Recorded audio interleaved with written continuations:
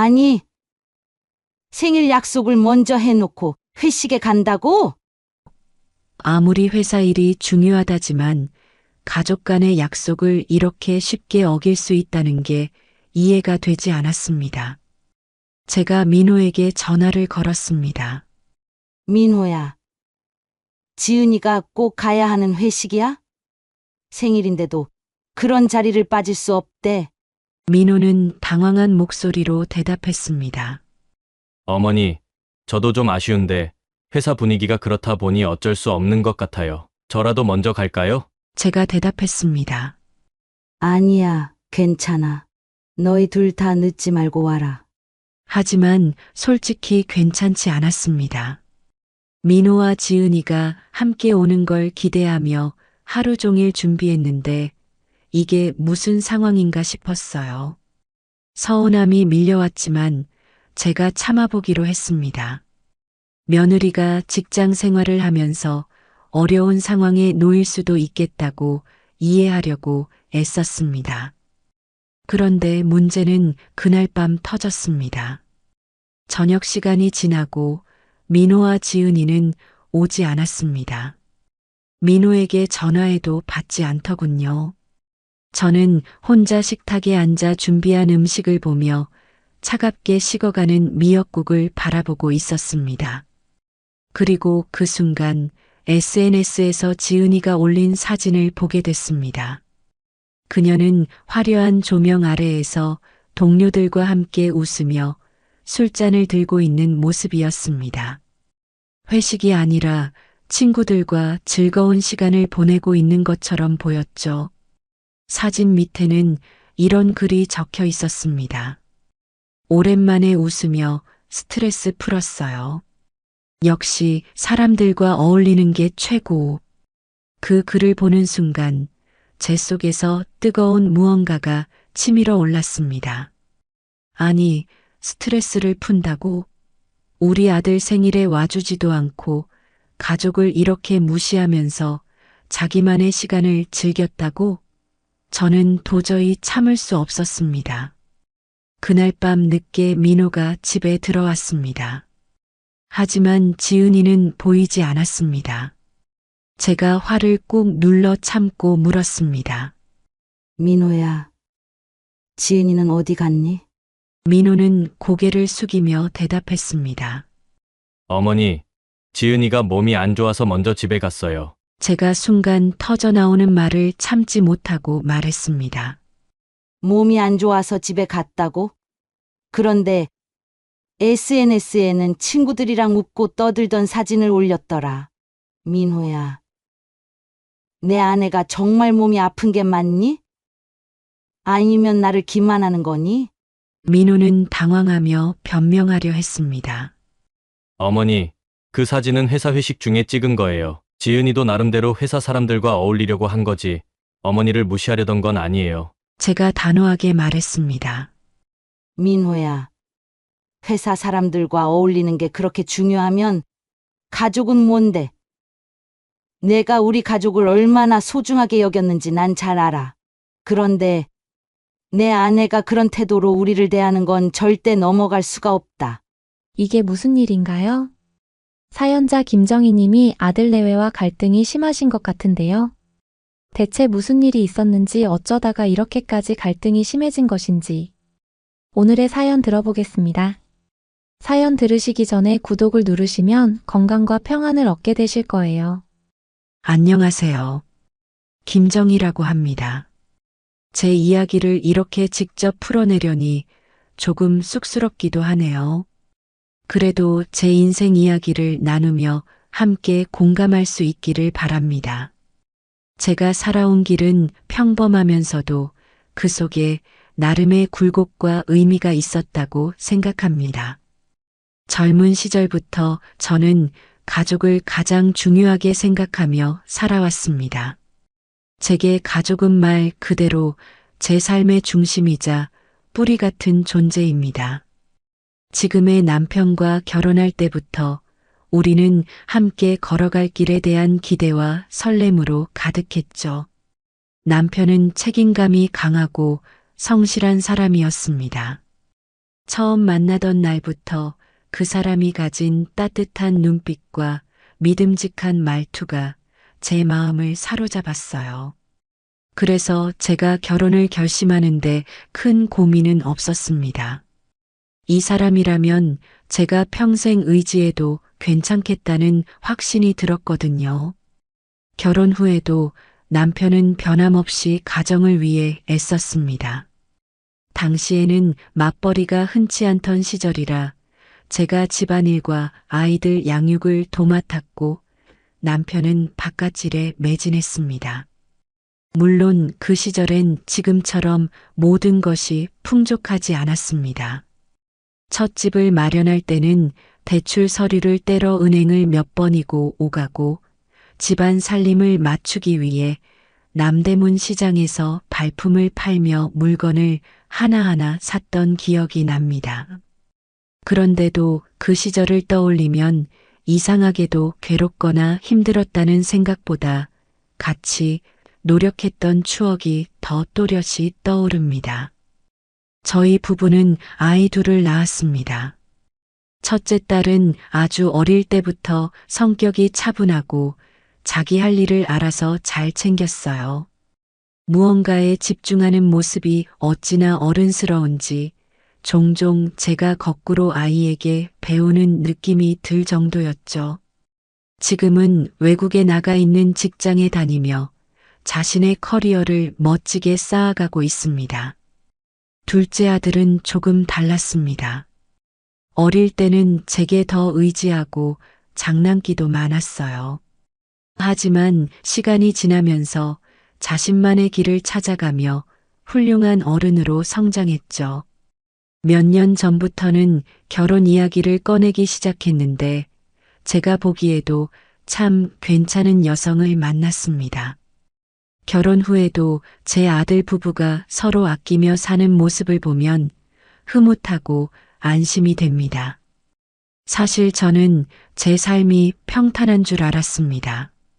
물론 소소한 다툼이나 힘든 일은 누구에게나 있겠지만 큰 갈등 없이 이렇게 살아가는 것이 당연하다고 이겼죠.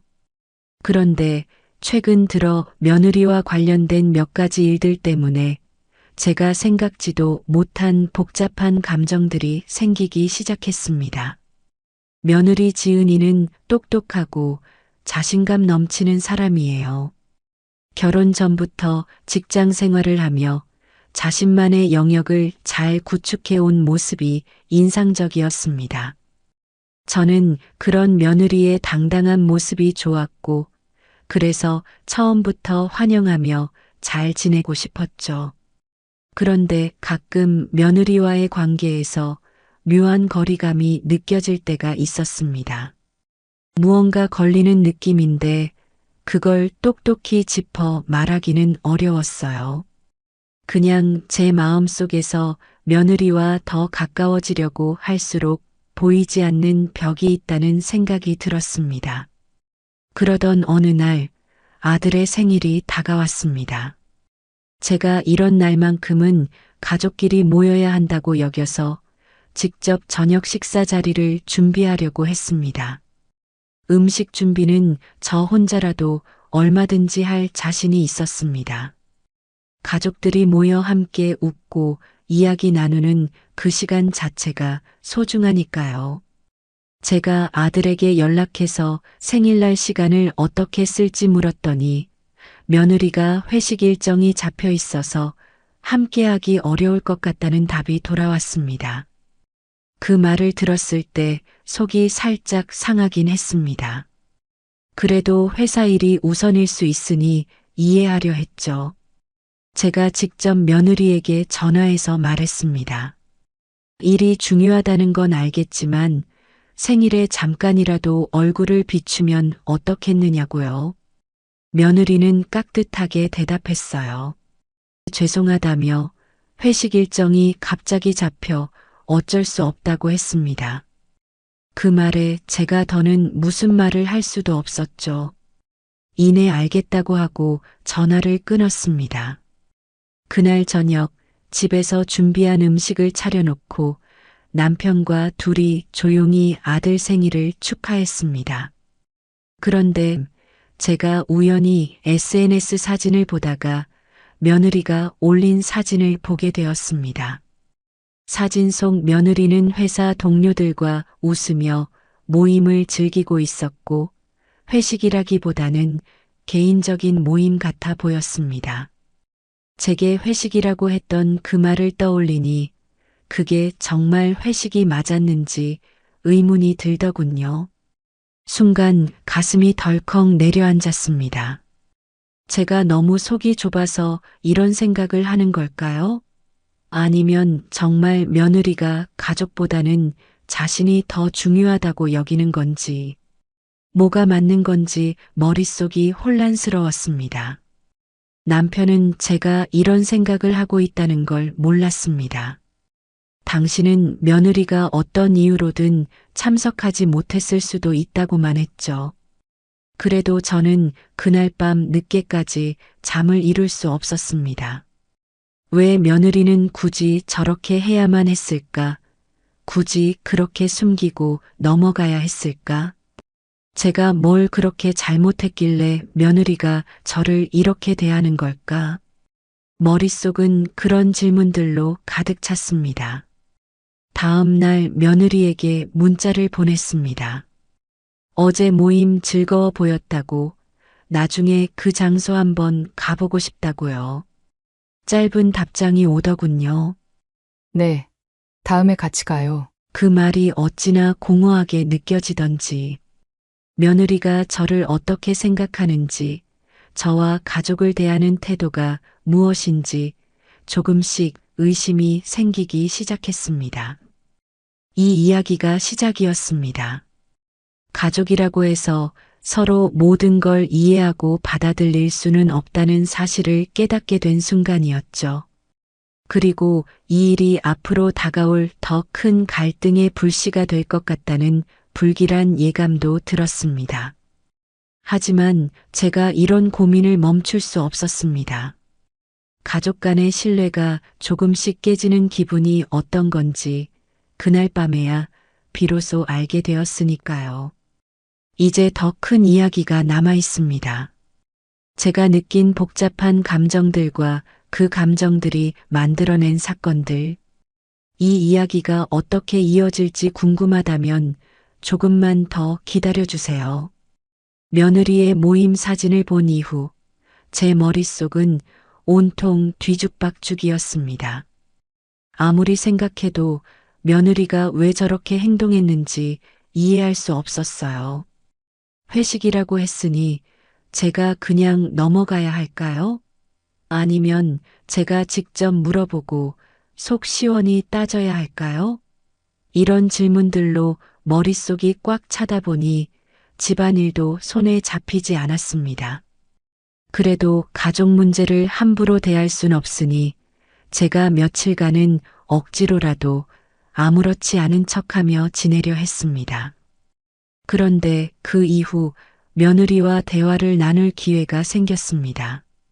아들 민호와 함께 주말에 집에 온다며 간단히 얼굴을 보겠다고 연락이 왔거든요. 사실 그 연락을 받았을 때 속으로는 서운함과 불편한 감정이 올라왔지만 또 한편으로는 직접 물어볼 기회가 생겼다는 생각에 마음 한구석이 조금은 가벼워지기도 했습니다. 제가 미리 음식을 준비하면서도 마음은 여전히 복잡했어요. 저녁에 만났을 때 며느리에게 대체 어떻게 이야기를 꺼내야 할지 고민이 됐거든요. 단순히 SNS 사진 때문에 서운하다며 따져 묻는 건 너무 유치해 보일까봐 걱정도 됐고요. 제가 속 좁은 시어머니처럼 보이는 건 더 싫었으니까요. 그렇다고 아무 말도 하지 않고 넘어가면 제 안에 쌓인 이 답답한 감정은 해결되지 않을 게 뻔했죠. 저도 나름대로 가족 안에서 제 목소리를 내야 한다고 생각했습니다. 저녁이 되어 민호와 지은이가 집에 들어왔습니다. 민호는 늘 그렇듯 밝게 웃으며 저희를 반겼고 지은이도 예의 바르게 인사를 했습니다. 평소와 다름없는 며느리의 태도를 보니 잠깐 마음이 흔들렸어요. 저렇게 환하게 웃는 사람에게 어떻게 말을 꺼내야 할까 싶어서요. 하지만 제가 이런 고민을 하고 있는 와중에도 속에서 서운한 감정이 계속 밀려왔습니다. 그래서 제가 일부러 며느리에게 직접 말을 걸었습니다. 지은아, 저번에 보니까 회식 사진을 올렸던데 아주 즐거워 보이더라. 그날 메뉴가 뭐였니? 나중에 민호 생일에 그런 데서 한번 같이 먹어볼까 했거든. 제가 일부러 회식 얘기를 꺼내니 지은이는 순간 멈칫하더군요. 웃던 표정이 잠시 굳었지만 금세 다시 밝게 대답했어요. 아, 그날은 회사 근처에서 가볍게 밥만 먹은 거였어요. 특별한 건 없었어요. 특별한 건 없었다고? 그럼 뭐 굳이 거길 갔을까? 민호 생일날은 못 오고 말이야. 제가 조금 비꼬듯 말했죠. 평소처럼 그냥 웃고 넘어가는 척은 하고 싶지 않았거든요. 지은이도 그 말을 듣고 당황했는지 대답이 꼬이는 게 보였어요. 아, 그게 정말 죄송해요. 회사에서 분위기를 맞추는 게 중요해서 제가 가고 싶어서 간 건 아니에요. 제가 그 말을 듣자마자 속에서 뭔가 끓어오르는 걸 느꼈습니다. 그래. 그런데 회사에서 보내는 회식을 왜 SNS에 그렇게 자랑스럽게 올렸을까? 회식이 아니라 개인적인 모임 같아 보였는데 내가 잘못 본 거야? 제 말에 민호가 옆에서 긴장한 표정을 지으며 지은이를 쳐다봤습니다. 지은이는 순간 말문이 막힌 듯 대답을 못하고 고개를 숙였습니다. 제가 그 모습을 보고 속으로 피식 웃음이 나왔어요. 지은이가 뭐라고 둘러댈지 너무 궁금했거든요. 그런데 생각보다 금방 수습하려는 태도를 보이더군요. 어머님, 제가 그런 걸 올려서 오해하셨다면 죄송해요. 사실 회사 일 때문에 어쩔 수 없이 간 거라.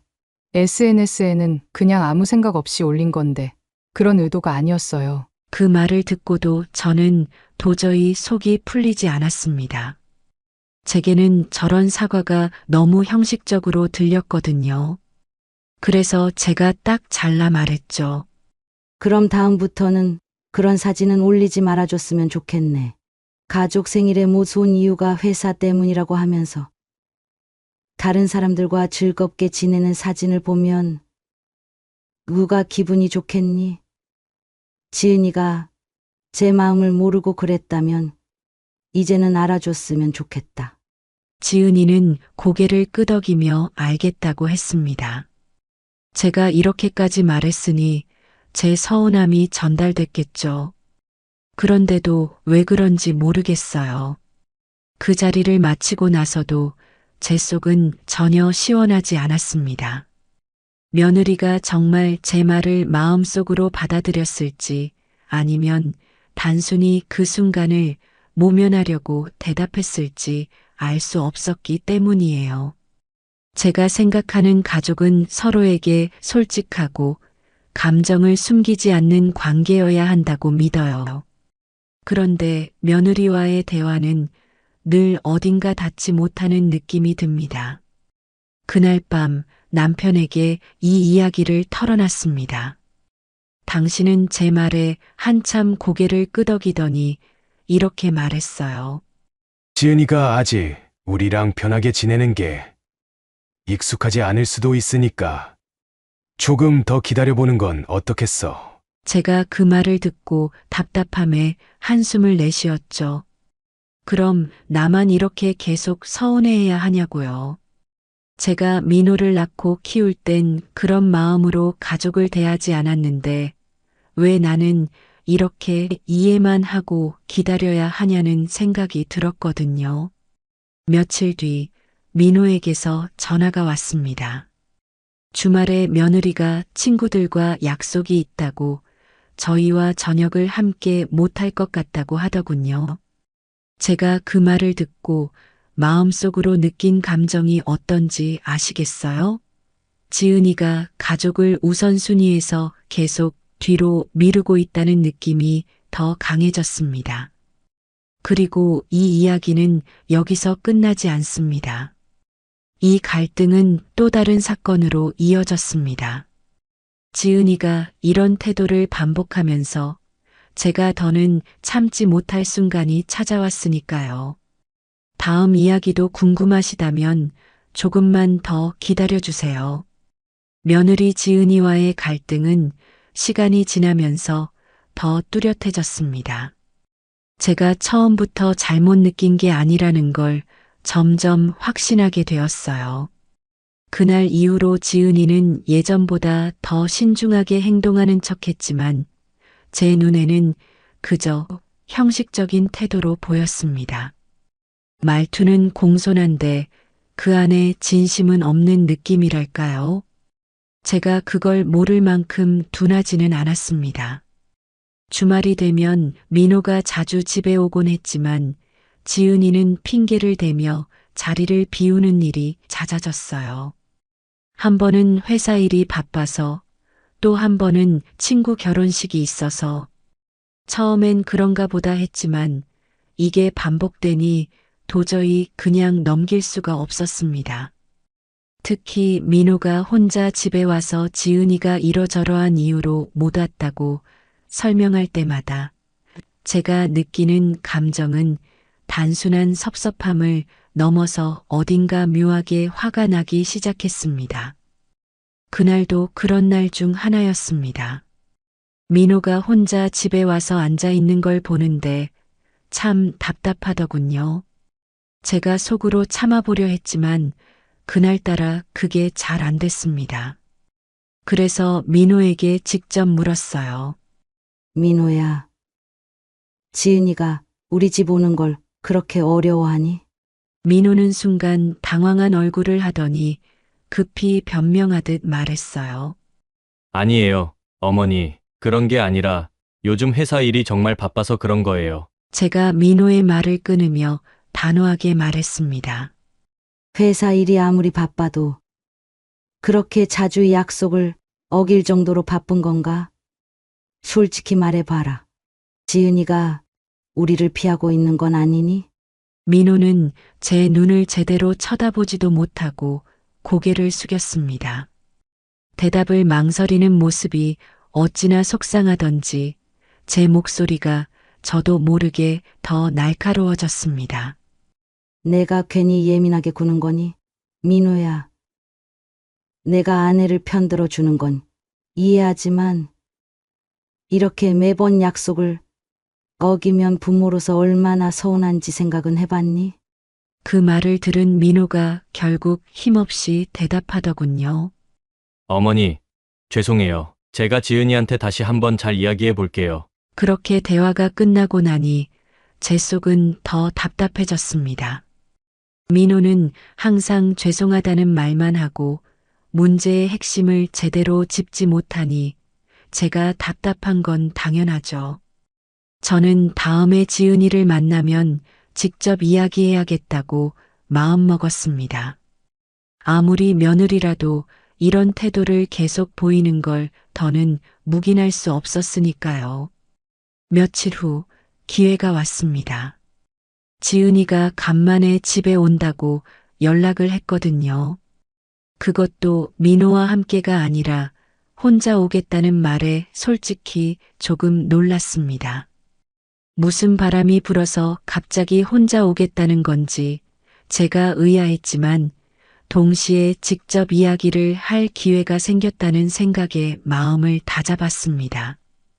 그날 지은이가 집에 도착하자마자 저를 보며 웃으며 인사를 건넸습니다. 어머니, 잘 지내셨어요? 민호가 오늘은 일정이 있어서 제가 혼자 왔어요. 제가 지은이에게 냉랭하게 대답했습니다. 그래, 와줘서 고맙다. 그런데 내가 혼자 온 게 좀 뜻밖긴 해. 보통은 민호가 같이 오던데. 지은이는 조금 긴장한 듯 보였지만 여전히 겉으로는 웃음을 유지하려고 애쓰는 게 보였습니다. 제가 차를 내오며 직접 이야기를 꺼냈습니다. 지은아, 내가 우리 집 오는 게 불편하니? 지은이는 순간 눈이 커지며 당황한 기색을 감추지 못했습니다. 아니요, 어머니. 그런 거 아니에요. 왜 그러세요? 제가 지은이의 말을 끊으며 정면으로 말했습니다. 너희가 결혼한 뒤로 내가 우리 집에 온 횟수를 세어보면 손에 꼽을 정도야. 그뿐만 아니라 약속도 자주 어기고 이유도 애매할 때가 많았어. 솔직히 말해줘. 내가 우리랑 관계를 멀리 두고 싶어서 그러는 거야? 지은이는 한참 동안 아무 말도 하지 못하다가 고개를 떨구고 천천히 말했습니다. 어머니, 제가 요즘 일이 많아서 그런 것도 있고, 사실 제가 시댁 분위기에 적응하는 게 조금 어려운 것 같아요. 제가 그 말을 듣고 비꼬듯 대꾸했습니다. 내가 적응하기 힘든 건 알겠는데. 그렇다고 가족들을 이렇게 대하는 게 맞는 행동이라고 생각하니? 우리가 너한테 무슨 큰 잘못이라도 했니? 지은이는 어쩔 줄 몰라 하며 조심스럽게 변명하듯 말했습니다. 아니요, 어머니. 그런 건 아닌데, 제가 조금 시간이 필요해서. 시간이 필요하다는 말에 제가 한숨을 쉬며 말을 끊었습니다.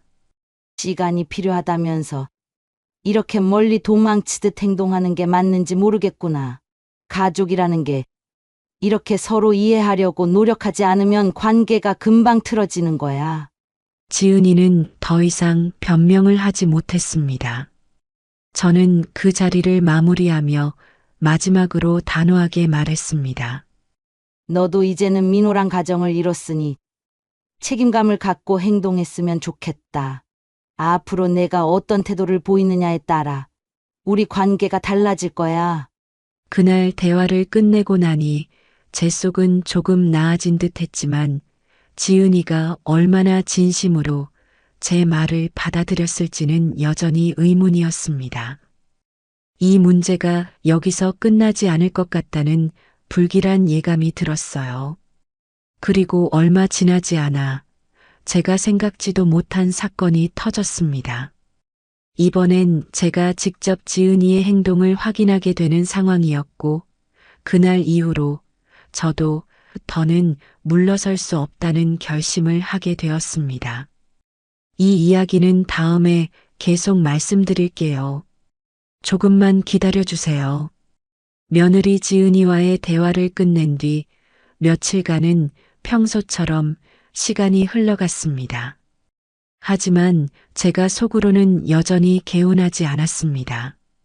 그날 대화에서 제가 분명히 하고 싶은 말을 했다고 생각했는데도 지은이가 정말로 제 말을 진심으로 받아들였는지는 의문이었거든요.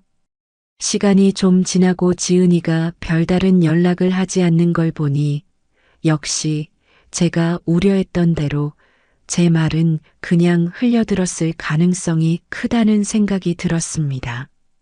사람 마음이란 게 참 간사한 게 제가 먼저 연락해 보기보다는 지은이가 먼저 뭔가 변화를 보여주기를 바라는 쪽으로 기울더라고요. 마치 저 혼자 내가 더는 먼저 움직이지 않겠다는 자존심 싸움을 하고 있는 기분이었습니다. 그러다 어느 날 민호가 집에 와서는 별 생각 없이 던진 한마디가 제 속을 뒤집어 놓았습니다. 민호가 그러더군요. 어머니, 이번 주말에 저희 지은이 친구들 집들이가 있어서 저녁에 늦을 것 같아요. 그 말을 듣는 순간 제가 느낀 감정을 뭐라고 표현해야 할까요? 주말마다 우리 집에 오는 게 불편하다고 하던 애가 친구 집들이에는 꼬박꼬박 참석한다니. 이게 어떻게 가족보다 친구가 우선이 될 수 있는 건지 이해할 수가 없었습니다. 제가 들으라는 듯 한마디 했습니다. 그래, 친구들 집들이는 꼭 챙기고 내 부모는 다음으로 미뤄도 된다는 거니? 민호는 순간 당황한 얼굴을 하며 말했습니다. 어머니, 그게 아니라 집들이는 지은이가 꼭 가야 한다고 해서요. 제가 비꼬듯 대답했습니다. 그래. 지은이는 친구들과의 약속은 이렇게 철저하게 챙기는데 가족 간의 약속은 왜 그렇게 쉽게 어기는지 한번 물어봐야겠구나. 민호는 대꾸하지 못한 채 어색하게 웃으며 넘어갔습니다. 그런데 그날 밤 제 속은 점점 더 복잡해지더라고요. 제가 아무리 며느리와 가까워지려 노력해도 저렇게 가족을 가볍게 대하는 태도를 보이는 사람과 어떻게 진심으로 관계를 이어갈 수 있을까 싶었습니다. 며칠 뒤 제가 어쩌다 SNS를 보게 됐습니다. 사실 저는 SNS를 자주 하지 않는데 그날은 뭔가 마음이 싱숭생숭해서 이런저런 게시글을 구경하고 있었습니다. 그러다 우연히 지은이가 올린 사진을 봤습니다. 친구들 집들이에 갔다던 그날 찍은 사진이었죠. 지은이는 사진 속에서 환하게 웃으며 다른 사람들과 잔을 들고 있었습니다. 사진 속 분위기는 밝고 화기애애했지만 제 눈에는 그게 다르게 보였습니다. 저 사람은 저렇게 친구들과의 모임에서는 웃고 떠들며 시간을 보내는데 왜 가족들 앞에서는 저렇게 거리감을 두려고만 하는 걸까? 제가 진짜 가족으로 인정받지 못한 걸까요? 이런 생각들이 꼬리에 꼬리를 물고 이어졌습니다. 그리고 결정적인 건 그 사진과 함께 달린 글이었습니다. 글에는 이런 말이 적혀 있었습니다. 친구들이 최고야. 주말마다 이런 시간이 없으면 스트레스가 너무 심했을 거야. 저는 그 글을 보는 순간 손끝이 떨렸습니다. 그게 친구들과 시간을 보내는 게 스트레스를 풀어준다는 건 이해하겠는데, 그럼 가족과의 시간은 스트레스를 준다는 뜻인가요? 그렇게 해석할 수밖에 없는 말이었습니다. 그날 저녁 제가 남편에게 이 이야기를 털어놨습니다. 당신은 제 말을 듣고 잠시 생각에 잠기더니 말했어요. 지은이도 아직 어린데 친구들과 보내는 시간이 중요한 거 아닐까? 우리가 너무 엄격하게 생각하는 건 아닐까? 제가 남편의 말에 답했습니다. 당신 말대로면 나는 이 집안의 어른으로서 가족의 중심을 잡으려고 노력한 내 시간들이 다 헛된 일이었다는 거야. 친구들과의 시간을 중요하게 여길 수는 있어. 그런데 가족은 우선순위에서 항상 뒤로 밀려야 한다고 생각하는 건 말이 안 되잖아. 남편은 더 이상 말을 잇지 못했고 저도 그날 밤 다시 한번 깊이 고민했습니다. 제가 너무 예민하게 구는 건지 아니면 제가 정말로 뭔가를 잘못했는지 모르겠더라고요. 그렇게 며칠이 지나고 이번에는 정말 뜻밖의 일이 벌어졌습니다. 제가 동네에서 장을 보고 집에 돌아오던 길이었습니다. 마침 가까운 카페에 며느리 지은이가 앉아 있는 게 보였어요. 사실 그 순간 저는 잠깐 머뭇거렸습니다. 지은이가 혼자 있는 건 아닌 것 같았거든요.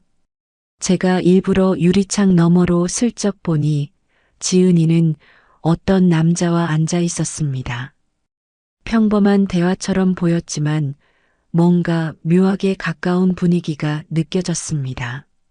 저는 그 자리를 그냥 지나칠 수가 없었습니다. 뭔가 묘한 예감이 들었거든요. 제가 안으로 들어가며 지은이에게 다가갔습니다. 지은아, 여기서 뭐 하는 거니? 지은이는 깜짝 놀란 얼굴로 저를 쳐다봤습니다. 그리고 급히 당황한 듯 자리를 정리하며 말했어요. 어머님, 안녕하세요. 여기 동료랑 잠깐 미팅 중이었어요. 동료? 제가 의심스러운 눈빛으로 지은이와 그 남자를 번갈아 쳐다봤습니다. 동료라면서 둘이 왜 이렇게 다정하게 웃고 있었니? 지은이는 대답을 못하고 손끝을 꼼지락거리며 말했습니다. 아, 그냥 일이 있어서 이야기 나누고 있었어요. 제가 그 말을 믿으라는 듯 고개를 끄덕이며 말했습니다. 그래. 내 말이 맞다면 내가 더 이상 묻지는 않을게. 그런데 혹시 내가 여기서 다른 약속을 잡은 거라면 나중에 후회할 일을 만들지는 말아야 할 거야. 지은이는 더 이상 대답을 못했습니다. 제가 그 자리를 떠나며 마음속으로는 확신했습니다. 이 문제가 여기서 끝나지 않을 거라고요. 지은이의 행동에는 분명 뭔가 숨겨진 게 있을 거라고 생각했습니다. 제가 이 일을 그냥 넘어가지 않을 겁니다. 다음에 무슨 일이 벌어지든 저는 끝까지 지켜보려고 합니다. 카페에서 지은이를 본 그날 이후로 제 마음은 마치 뜨겁게 달궈진 솥단지 같았습니다. 아무리 가만히 있으려 해도 마음속 어딘가에서 계속 부글부글 끓어오르는 기분이었죠. 지은이가 정말 단순히 동료와 이야기하는 자리였던 건지 아니면 무언가 숨기려 했던 건지 머릿속을 떠나지 않았습니다. 제가 지은이를 믿고 싶어도 그날 그 남자와의 분위기며 지은이의 당황한 표정까지 모두 제게는 하나같이 의심스럽게 보였습니다. 그렇다고 제가 확실히 무언가를 본 건 아니니 당장 문제를 제기할 수도 없었어요. 그래서 지켜보기로 했습니다. 며칠 뒤 민호가 집에 와서 저녁을 먹는데 제가 슬쩍 그날 이야기를 꺼냈습니다. 민호야, 지은이가 요즘 회사 일로 많이 힘들어 보이더라. 민호는 어머니께 그런 얘기했어요? 하면서 저를 놀란 듯 쳐다봤습니다. 제가 말했습니다. 아냐. 그냥 요즘 회사 사람들과도 자주 만나는 것 같고 신경 쓸 일이 많아 보이더라고. 민호는 별 생각 없는 듯 대답했습니다. 요즘 일이 좀 많긴 해요. 지은이가 주말에도 일 처리하느라 정신이 없거든요. 어머니, 지은이 너무 나쁘게 보지 말아주세요. 제가 민호의 말을 끊으며 말했습니다. 내가 나쁘게 본 게 아니라 지은이도 이제는 가족이잖아. 내가 모르는 고민이 있을지도 모르니까 내가 더 신경 써봐야 할 것 같아서 하는 말이야. 민호는 그 말을 듣고 잠시 생각에 잠긴 듯 했지만 별다른 답을 하지 않았습니다. 제가 더 캐물으면 민호를 괜히 곤란하게 만들 것 같아서 대화는 그쯤에서 끝냈습니다. 그런데도 제 속은 하나도 개운하지 않았습니다. 며칠 후 지은이와 다시 마주칠 기회가 있었습니다. 이번엔 민호와 함께 집에 오겠다고 했죠. 저는 그날을 기다리며 일부러 차분한 마음을 유지하려고 노력했습니다. 만약 지은이가 그날 카페에서의 일을 꺼낸다면 제가 어떻게 대응해야 할지도 생각해뒀습니다. 그런데 지은이는 아무 일도 없었다는 듯 평소처럼 행동했습니다. 민호와 함께 집에 들어오며 밝게 웃으며 인사를 건네더군요. 어머니, 잘 지내셨어요? 민호랑 요즘 회사 얘기하다가 생각났는데 어머니 좋아하시는 간식을 좀 사왔어요. 제가 웃으며 고맙다 지은아 말했지만 속으로는 어쩐지 그 말이 더 부담스럽게 느껴졌습니다. 마치 저를 안심시키려는 행동처럼 보였거든요. 저녁을 먹는 내내 지은이는 민호 옆에서 자연스럽게 대화를 이어갔습니다. 그런데 저는 대화 내용보다 지은이의 표정 하나하나를 더 유심히 살피고 있었습니다. 식사가 끝난 후 제가 일부러 지은이를 부엌으로 불러 도움을 요청했습니다. 설거지를 하며 둘이 이야기할 기회를 만들어야겠다고 생각했거든요. 지은아, 여기 이 접시들 좀 닦아줄래? 너랑 나랑 같이 하면 금방 끝날 거야. 지은이는 웃으며 고개를 끄덕이고 제 옆에 섰습니다. 설거지를 하던 중 제가 조심스럽게 그날 카페 이야기를 꺼냈습니다. 지은아, 너 지난번에 카페에서 동료랑 있었다고 했잖아. 그날 내가 생각했는데 너 혹시 무슨 고민 있는 건 아니야? 지은이는 순간 손이 멈추며 제 얼굴을 쳐다봤습니다. 어머니, 무슨 말씀을 하시는 거예요? 그냥 회사 일이 있어서 만난 거였어요. 제가 그 말을 듣고도 물러서지 않았습니다. 그래. 그런데 그날 내 표정이 좀 달라 보였거든. 내가 괜히 신경이 쓰여서 그래. 내가 우리한테 무슨 얘기든 할 수 있는 사이였으면 좋겠어서 말이야. 지은이는 고개를 돌리며 대답했습니다. 어머니, 제가 그런 자리는 절대 아니었어요. 오해하지 않으셨으면 좋겠어요. 그 말을 듣고 제가 더 이상 캐묻지는 않았습니다. 하지만 마음속으로는 지은이가 무언가를 숨기고 있다는 느낌이 확고해졌습니다. 제가 다그쳐도 대답하지 않을 게 뻔했으니 일단 지켜보기로 했습니다. 그런데 정말로 이상한 일이 벌어졌습니다. 며칠 뒤 제가 우연히 시장에 갔다가 아는 사람에게서 충격적인 이야기를 들었습니다. 그 사람이 그러더군요. 정희 씨, 나 얼마 전에 지연 씨 봤는데 그 남편이랑 있던 게 아니더라고. 다른 사람 같았는데 어디서 많이 본 얼굴이었어. 팀장님이라고 부르는 걸 들었는데 직장 상사인 것 같더라고. 제가 그 말을 듣고 순간 온몸이 얼어붙는 것 같았습니다. 무슨 말이냐고 되묻자 그 사람은 말끝을 흐리며 대충 얼버무렸지만 제가 이미 들은 말만으로도 머릿속이 하얘졌습니다. 제가 그 길로 집에 돌아오면서 생각했습니다. 민호가 알고 있는 건지 아니면 정말 제가 잘못 본 걸까요? 이대로 넘어가야 하는 걸까요? 이건 더 이상 단순한 오해로 넘길 수 있는 문제가 아니었습니다. 저는 민호와 지은이가 다시 집에 올 때까지 기다리기로 했습니다. 그 자리에서 이번엔 확실히 끝을 봐야겠다고 다짐했습니다. 제가 느낀 이 답답함과 의심을 계속 안고 갈 수는 없었으니까요. 며칠 뒤 민호와 지은이가 집에 오는 날이 되었습니다. 제가 그날은 마음을 다잡고 확실히 이야기를 꺼내겠다고 마음먹었어요. 오랫동안 제 속에 쌓여있던 의심과 답답함을 그냥 묻어두기엔 더는 참을 수 없었거든요. 제가 직접 확인하고 사실을 듣고 나서야 마음이 풀릴 것 같았습니다.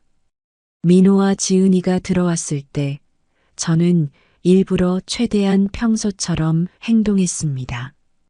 괜히 분위기를 긴장시키면 대화가 제대로 되지 않을 것 같아서요. 저녁 식사를 차리면서 지은이를 부엌으로 불렀습니다. 지은아, 잠깐 나 좀 도와줄래? 지은이가 주저없이 따라왔습니다. 설거지 그릇을 정리하는 척하며 제가 조심스럽게 말을 꺼냈습니다.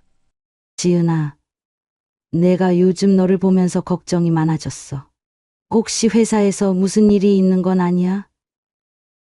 내가 자꾸 약속을 어기고 뭔가 숨기는 것 같아 보여서 말이야. 지은이는 순간 멈칫했지만 애써 아무렇지 않은 척 웃으며 대답했습니다. 어머니, 제가 뭘 숨기겠어요. 회사에서 그냥 일이 많다 보니 그랬던 거예요. 제가 그 말에 지지 않고 다시 말했습니다. 그래. 그런데 얼마 전에 카페에서 너랑 있던 남자가 내 직장 상사였다고 하더라. 내가 뭘 숨기는 건 아닌지 걱정돼서 그래. 그 말을 듣는 순간 지은이는 얼굴이 굳었습니다. 하지만 금세 침착한 표정으로 대답했어요. 어머니, 제가 그날 상사와 만난 건 맞아요. 그런데 그건 정말 회사 일 때문이었어요. 제가 상사에게 조언을 구하려고 했던 자리였어요. 제가 순간 멈칫했습니다. 상사와 조언을 구하기 위한 자리라고? 그제야 제 머릿속이 복잡해지기 시작했습니다. 제가 그날 시장에서 들은 말과 지금 지은이의 말을 맞춰보니 뭔가 섣불리 오해하고 판단했던 건 아닌가 싶었거든요. 제가 표정을 정리하며 물었습니다. 그래. 그런데 왜 그런 자리에 나를 안심시킬 말 한마디 없이 넘어갔니? 나도 내가 뭘 숨기고 있나 싶어서 마음이 불편했어. 지은이는 잠시 망설이더니 천천히 입을 열었습니다. 어머니, 사실 제가 요즘 회사에서 스트레스를 많이 받고 있었어요. 팀에서 일이 몰리기도 하고, 제가 제대로 일을 못한다는 소리를 들어서 많이 힘들었거든요. 그날 상사와 만난 건 제가 이 상황을 어떻게 풀어나가야 할지 조언을 듣기 위해서였어요. 그 말을 듣고 제가 순간 아무 말도 할 수 없었습니다. 며느리의 눈빛이 어딘가 지쳐 보였고 그동안 제가 몰랐던 게 떠올랐습니다. 제가 늘 가족 안에서 지은이가 거리를 두는 사람처럼 생각했지만 사실 그건 회사에서의 어려움과 스트레스 때문이었다는 걸 깨달은 순간이었죠. 제가 잠시 한숨을 쉬며 말했습니다. 지은아, 그런 일이라면 왜 미리 말을 안 했니? 가족이라면 이런 걸 함께 나누고 도와줄 방법을 찾아야 하는 거 아니야? 지은이는 고개를 떨구며 대답했습니다. 제가 어머니한테 그런 얘기를 하면 민호까지 걱정할까봐, 그리고 어머니가 저를 어떻게 생각하실까 싶어서 그냥 혼자 해결하려고 했던 것 같아요. 그 말이 제 가슴에 비수처럼 꽂혔습니다. 제가 지은이를 얼마나 오해하고 또 그 오해가 지은이를 얼마나 힘들게 만들었는지 비로소 알게 된 거죠. 제가 조용히 그녀의 손을 잡으며 말했습니다. 지은아, 미안하다. 내가 힘들어하는 걸 보지 못하고 괜히 의심부터 했던 것 같다. 너도 우리 가족이니까 이런 일 있으면 앞으로는 꼭 말해라. 혼자 짊어질 필요는 없으니까. 지은이의 눈가가 살짝 붉어지더군요. 어머니, 저야말로 죄송해요. 제가 제대로 말씀 못 드려서 이런 오해가 생겼던 것 같아요. 그날 밤 저와 지은이는 그동안 쌓였던 많은 오해를 풀 수 있었습니다. 제가 지은이와의 관계를 다시 생각하게 되는 계기였죠. 그녀가 가족과 거리를 두려 했던 게 아니라 스스로 해결하지 못한 어려움에 갇혀 있었던 것 뿐이라는 걸 알게 되었으니까요. 이후로 저는 지은이와 대화를 더 자주 나누려 노력했습니다. 제가 먼저 마음을 열고 다가가야 한다는 걸 배운 날이었습니다. 그날의 대화가 저희 가족에게 어떤 변화를 가져다 줄지는 앞으로 지켜봐야겠지만 한 가지는 확실합니다. 가족 간의 관계는 오해가 아니라 이해와 공감으로 이어져야 한다는 것. 다음 이야기는 이 변화가 우리 가족에게 어떤 영향을 미쳤는지에 대해 들려드릴게요. 조금만 기다려주세요. 그날 이후로 제 마음은 정말 한결 가벼워졌습니다. 그동안 지은이를 둘러싼 오해와 답답함이 제 마음에 얼마나 무거운 짐이었는지 깨달았거든요. 지은이가 저희를 일부러 피하거나 거리를 두려는 게 아니라 회사에서의 스트레스와 그로 인한 불안함 때문에 그랬다는 걸 알게 된 순간 저 자신이 조금 부끄러웠습니다. 제가 스스로를 가족을 위해 헌신하는 어른이라고 생각했지만 사실 며느리의 입장을 깊이 이해하지 못하고 제 기준으로만 판단했던 게 아닌가 싶더라고요. 그 후로 저는 지은이에게 조금 더 다가가 보기로 마음먹었습니다. 말 그대로 제가 먼저 변해야 지은이도 마음을 열 수 있을 것 같았거든요. 며칠 뒤 제가 일부러 지은이와 시간을 가질 기회를 만들었습니다. 민호에게는 따로 약속이 있다며 시간을 주고 지은이만 초대했어요. 지은이는 처음엔 조금 놀란 듯 했지만 흔쾌히 오겠다고 하더군요. 그날 저녁 제가 평소보다 더 정성스럽게 음식을 차렸습니다. 지은이가 좋아한다고 했던 샐러드와 가벼운 파스타를 준비했어요. 부엌에서 음식 냄새가 은은하게 풍길 때쯤 지은이가 집에 도착했습니다. 지은이가 문을 열고 들어오며 웃으며 인사를 했습니다. 어머니, 저 혼자 오는 건 오랜만이네요. 괜히 긴장되는데요. 제가 웃으며 대답했죠. 괜히 긴장하지 말고 편히 앉아. 내가 너랑 이런 시간을 가져보고 싶어서 그런 거야. 식탁에 앉아 이런저런 이야기를 나누며 분위기를 조금 풀고 제가 조심스럽게 말을 꺼냈습니다. 지은아, 지난번에 우리가 이야기 나눈 이후로 많은 생각을 했어. 내가 회사에서 힘든 시간을 보낸 걸 몰랐던 게 마음에 걸리더라. 내가 얼마나 힘들었을지, 내가 왜 그걸 보지 못했을까 싶었어. 지은이는 잠시 고개를 숙이더니 천천히 대답했어요. 어머니, 제가 오히려 더 죄송했어요. 어머니께 제 마음을 솔직히 말씀드렸어야 했는데 제가 그러지 못했던 것 같아요. 그 말을 들으니 마음이 조금 더 편해지더군요. 제가 이어서 말했습니다. 내가 우리 가족으로 들어왔을 때 나는 너를 따뜻하게 받아들인다고 생각했는데 혹시 내가 너를 불편하게 했던 건 아니니? 너도 내 입장을 솔직히 말해줬으면 좋겠어. 지은이는 잠시 고민하다가 조심스럽게 입을 열었습니다. 어머니, 사실 처음부터 어머니께서 저를 불편하게 하셨던 건 아니에요. 그런데 제가 결혼하고 나서부터 시댁이란 자리가 조금 무겁게 느껴졌던 건 사실이에요. 제가 직장에서 받는 스트레스도 크다 보니 주말에 시댁에 오는 게 또 하나의 책임처럼 느껴지더라고요. 제가 그걸 어머니께 솔직히 말씀드렸어야 했는데 그러지 못한 게 제 잘못이에요. 그 말을 들으니 모든 게 이해가 되더군요.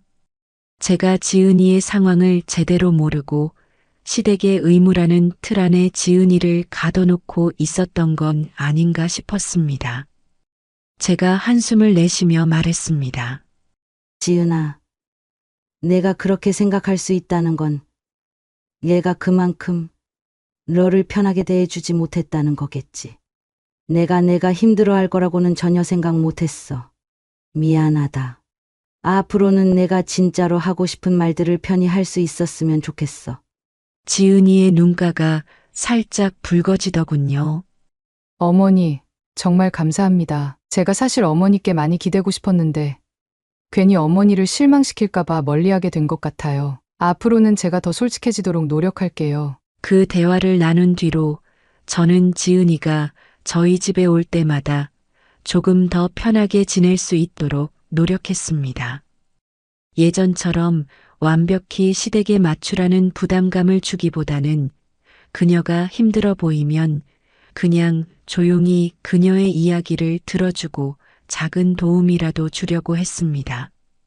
며느리도 조금씩 변하기 시작했습니다. 지은이는 예전처럼 약속을 쉽게 어기지 않았고 민호와 함께 저희 집에 오는 일이 더 많아졌습니다. 그리고 오랜만에 집에 올 때는 항상 작은 선물이라도 들고 와서 저희 부부를 챙겼습니다. 제가 무엇보다 기뻤던 건 지은이가 먼저 저에게 전화를 걸어왔던 날이었습니다. 어머니, 저 이번에 회사에서 큰 프로젝트를 끝냈어요. 그동안 어머니가 해주신 말씀이 정말 많이 힘이 됐어요. 감사하다는 말을 꼭 드리고 싶었어요. 그 말을 들으니 가슴이 뭉클했습니다. 저는 답했습니다. 내가 잘 이겨내서 정말 자랑스럽다. 앞으로도 힘든 일이 있으면 나한테 언제든 말해라. 가족이라는 게 결국 서로를 이해하려고 노력해야 유지될 수 있다는 걸 이번 일을 통해 깨달았습니다. 제가 지은이와 조금 더 열린 마음으로 대화하려 했던 게 우리 관계를 천천히 회복시켜준 시작이었죠. 그리고 이제 저는 지은이를 며느리가 아니라 제 딸처럼 느끼며 지내고 있습니다. 가족이란 이름 아래 서로를 위하는 진심이 쌓여가면 어떤 오해나 갈등도 결국엔 풀릴 수 있다는 걸 믿게 됐습니다. 우리 가족은 이제 더 단단해졌습니다. 그리고 저는 앞으로도 우리 모두가 서로를 더 잘 이해하며 살아가길 바라고 있습니다. 여기까지가 제 이야기입니다. 들어주셔서 감사합니다. 오늘의 사연 들으시고 어떤 생각이 드셨나요? 사연자분께 해주고 싶으신 말씀 있으시면 댓글 부탁드리고 구독을 누르시면 여러분께 내일 좋은 소식이 찾아올 거예요. 그럼 다음 사연에서 만나 뵙겠습니다. 감사합니다. 어머니, 저희가 어제 밤새 생각을 좀 해봤는데요. 이 집을 파는 게 어머니께도 저희 가족에게도 더 좋지 않을까 싶어서요. 제가 민서를 뚫어지게 쳐다보며 물었습니다. 집을 판다고? 무슨 소리야? 민서는 곧바로 태수를 바라봤고 태수는 고개를 끄덕이며 나섰습니다. 엄마, 이제 이 집도 너무 오래됐잖아요. 유지비도 많이 들고 관리도 쉽지 않을 거고요. 차라리 지금 좋은 조건에 팔고 어머니도 저희도 새로운 시작을 하는 게 좋지 않을까요? 제가 한숨을 쉬며 대꾸했습니다. 새로운 시작. 여기서 내가 몇십 년을 살았는지 너희가 알기나 해? 이 집은 내 아버지와 내가 함께 꾸렸고 추억으로 가득한 곳이야. 그런데 새로운 시작이라니 내가 나보고 그걸 다 버리라는 거야? 태수가 머뭇거리며 변명하듯 말했습니다. 엄마, 그게 아니고요. 이 집을 팔면 더 좋은 조건으로 어머니께도 도움될 만한 집을 구할 수 있잖아요. 아니면 작은 아파트로 이사하셔도 되고요. 제가 태수를 노려보며 단호히 말했습니다. 내가 작은 아파트에 가서 너희 눈치 보며 살라고? 이 집은 내 집이야. 내 추억과 내 인생이 담긴 곳이라고. 그때 민서가 끼어들며 말했습니다. 어머니, 그렇게 감정적으로 말씀하시면 저희도 곤란해요. 저희가 현실적으로 생각해서 드리는 말씀이잖아요. 지금 집값도 많이 올랐는데 팔 때 팔아야죠. 그냥 내버려두면 기회 놓칠 수도 있어요. 제가 민서의 말에 차가운 웃음이 나왔습니다. 기회. 내가 말하는 기회라는 게 내 재산 팔아서 내가 돈을 챙기겠다는 뜻 아니야?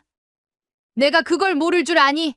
민서의 얼굴이 굳어지며 말했습니다. 어머니, 왜 저희를 그렇게 보세요? 저희는 다 어머니를 위해서 말씀드리는 거예요. 어머니도 이제 연세가 있으시니까 저희가 옆에서 도와드릴 수 있는 집으로 이사하시는 게 낫지 않을까요? 제가 비웃으며 대꾸했습니다.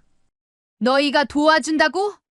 내가 봤을 때는 내가 날 도와주는 게 아니라 날 쫓아내려고 하는 것 같은데? 태수가 갑자기 목소리를 높이며 말했습니다.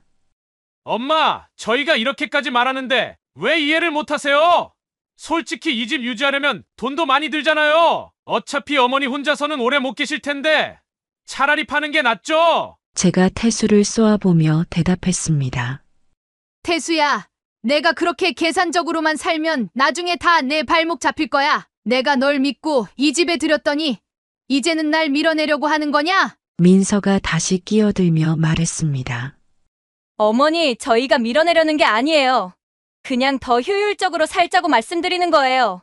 저희도 아이들 키우려면 이 집 팔고 자금을 더 마련해야 하고요. 그 말에 저는 분노가 치밀어 올랐습니다. 아이들 키우려면 내가 돈을 벌면 되지. 왜 내 집을 팔아서 내가 자금을 마련하겠다는 거야? 민서야, 내가 나를 우습게 본다는 걸 오늘 확실히 알았다. 태수가 두 손을 내저으며 말했습니다. 엄마, 왜 이렇게 부정적으로만 보세요? 저희도 가족이잖아요. 이 집을 팔면 모두에게 좋은 거라고요. 이게 무슨 일인가요? 사연자 최영희 님이 아들 내외와 갈등이 심하신 것 같은데요. 대체 무슨 일이 있었는지 어쩌다가 이렇게까지 갈등이 심해진 것인지 오늘의 사연 들어보겠습니다. 사연 들으시기 전에 구독을 누르시면 건강과 평안을 얻게 되실 거예요. 안녕하세요. 저는 최영이라고 합니다. 평생을 누구에게도 폐를 끼치지 않고 열심히 살아온 사람입니다. 젊었을 때부터 성실하게 일하며 남편과 함께 작은 가정을 이루어 살았어요. 저는 은행에서 30년 동안 근무했어요. 돈을 다루는 일이어서 그런지 누구보다도 돈의 무서움을 잘 알고 살았던 것 같아요. 그렇다고 제가 돈만 바라보고 살았던 건 아닙니다. 제가 아는 돈은 사람의 손으로 관리해야 한다는 거지, 그게 사람의 마음 위에 올라서면 안 된다는 거였습니다. 제가 결혼한 후 남편과 함께 작은 빌라에서 신혼생활을 시작했어요. 남편은 성격이 무척 다정다감하고 성실한 사람이었습니다. 아이를 가지기 전까지는 둘이 함께 맞벌이를 하면서 집을 조금씩 키워갔습니다. 결혼 5년 차쯤 되었을 때 드디어 꿈꾸던 내 집을 마련할 수 있었어요. 남편과 함께 선택했던 지금의 단독주택입니다. 남편은 이 집을 고르면서 정말 행복해했어요. 정원에 감나무 하나를 심자던 남편의 제안이 떠오르네요. 남편이 직접 정원에 나무를 심고 그 나무가 지금은 감을 주렁주렁 열며 자라고 있답니다. 저희의 첫 아이를 안고 감나무 밑에서 사진도 찍었어요. 남편과 함께 두 아이를 키웠습니다. 큰아들은 김태수이고 작은아들은 김태훈이에요. 태수는 조용하고 차분한 성격이라 학교에서도 늘 모범생으로 불렸습니다. 태훈이는 반면에 장난꾸러기였지만 활발하고 긍정적인 아이였어요. 두 아이를 키우면서 저는 늘 아이들에게 정직하게 살고 남에게 피해를 주지 말라고 가르쳤습니다. 남편 역시 아이들에게 성실함과 겸손함을 강조했죠. 덕분인지 두 아이는 큰 문제 없이 무사히 성장했습니다. 그런데 남편은 저와 평생을 함께하지 못했습니다. 남편은 몇 년 전 암으로 세상을 떠났습니다. 병원에서 지치고 힘든 날들을 보냈지만 끝내 남편을 떠나보내야 했습니다. 제가 얼마나 울었는지 말로 표현하기 어려울 정도였어요. 남편이 떠나고 나서 홀로 남은 집은 너무 조용하고 쓸쓸했습니다. 그나마 다행인 건 남편이 남긴 정원과 감나무였습니다. 그 나무를 볼 때마다 남편의 온기가 느껴지곤 했으니까요. 남편이 떠난 후 저는 홀로 조용히 지내며 시간을 보냈습니다. 큰아들 태수는 결혼해서 며느리 민서와 함께 살고 있고 작은아들 태훈이는 외국으로 이민을 갔습니다. 태훈이는 가끔씩 연락을 해오며 저를 걱정해 주지만 태수는 별로 연락이 잦지 않았습니다. 그래도 명절이나 특별한 날에는 얼굴을 비췄으니 불만은 없었어요. 다만 태수와 민서가 가끔 와서 제가 살고 있는 집에 대해 이런저런 말을 하는 게 마음에 걸리기는 했습니다. 제가 살고 있는 이 집은 남편과 제가 어렵게 장만한 집입니다. 집값도 꾸준히 올라서 지금은 시세가 꽤나 비쌉니다. 민서는 집을 보며 매번 이 집을 팔아서 아파트로 옮기면 어떻겠냐고 말을 꺼내곤 했습니다. 그럴 때마다 제가 단호히 아니라고 했어요. 여기는 남편과 저의 추억이 담긴 집이고 제가 남은 생을 보내고 싶은 공간이기 때문이었습니다. 민서는 그런 저를 이해하지 못하는 눈치였지만 태수는 어찌됐건 제 의견을 존중해 주는 것 같았습니다. 아니, 그렇게 보였습니다. 저는 이 집에서 혼자 사는 게 전혀 불편하지 않습니다. 아침이면 정원에 나가서 감나무도 보고 햇빛도 쬐며 하루를 시작합니다. 이웃들과도 정다운 관계를 유지하며 지내고 있고요. 시장을 갈 때도 가까운 이웃들과 함께 가고 서로 장을 봐 온 물건을 나누기도 합니다. 나이가 들어도 누구에게 의지하거나 짐이 되지 않고 혼자 살아가는 게 제 자부심이기도 했습니다. 그런데 며칠 전 태수와 민서가 저를 찾아왔습니다. 주말이었는데 갑자기 전화를 하더니 둘이 점심을 먹으러 오겠다고 했습니다. 저는 흔쾌히 오라고 했죠. 민서는 한우 세트를 사왔다며 식탁 위에 올려놨습니다. 태수는 한 손에 과일 바구니를 들고 와서 오랜만에 엄마를 보러 왔다며 반가운 얼굴을 했습니다. 그런 아들과 며느리를 보니 반가웠습니다. 역시 자식은 자식이라고 생각했어요. 그런데 식사를 하던 중 태수가 갑자기 말을 꺼냈습니다. 엄마, 저희랑 같이 사시는 게 어떠세요? 태수의 말에 젓가락을 들던 손이 멈췄습니다. 제가 대답을 하기도 전에 민서가 덧붙였습니다. 어머니 혼자 계시니까 위험하기도 하고 요즘 보이스피싱 같은 것도 많잖아요. 저희랑 같이 사시면 그런 걱정도 없고 손주들도 자주 볼 수 있잖아요. 민서의 말투가 어딘가 어색했습니다.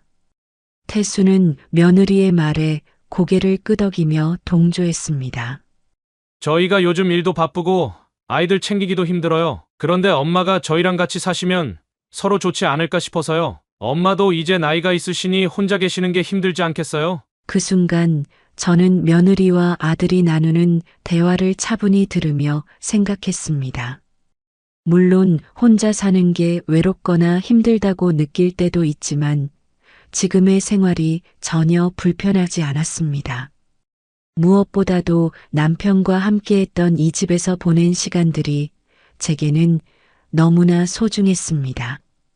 그래서 저는 태수의 제안을 단호히 거절했습니다. 아니야. 엄마는 지금이 좋아. 여기는 아빠랑 내가 추억을 쌓은 집이고, 나도 이곳에서 남은 생을 보내고 싶어. 하지만 제 거절에 민서는 실망스러운 표정을 지으며 말을 이어갔습니다. 어머니, 여기가 좋으신 건 알겠는데요. 저희 생각도 해주시면 안 될까요? 아이들도 이 집 정원이 좋다고 하잖아요. 태수도 한마디 거들며 그러니까 몇 달만이라도 같이 살아보시면 어떠세요? 저희가 잘 모실게요. 그들의 말투에서 어딘가 묘한 속셈이 느껴졌습니다. 저는 속으로 생각했어요. 민서가 평소에 이 집을 탐내던 모습이 생각났습니다.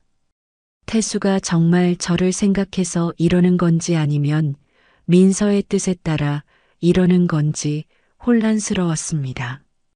그날 밤 혼자 남은 집에서 태수와 민서의 말을 곱씹으며 마음이 복잡했습니다.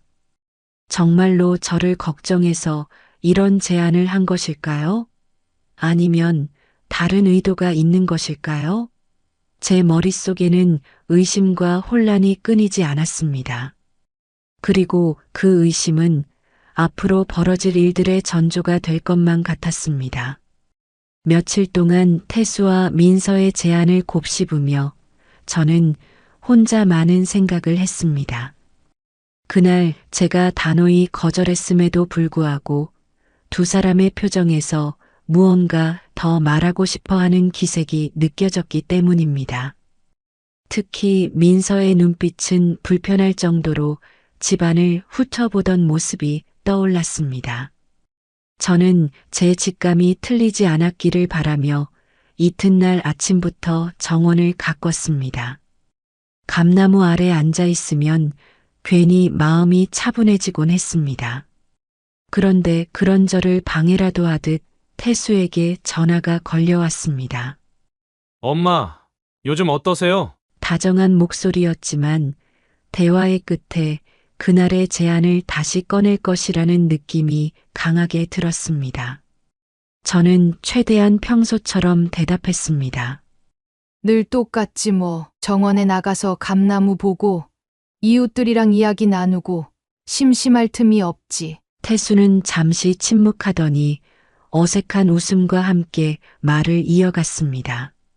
그래도요, 엄마, 저희랑 같이 사시면 더 편하실 텐데 아이들도 엄마랑 더 가까워질 수 있고 민서도 엄마랑 더 자주 얼굴 보면서 챙겨드릴 수 있을 거예요. 제가 태수의 말을 듣고 잠시 말을 멈췄습니다. 태수의 제안이 마음 한구석에서 계속 걸렸기 때문입니다.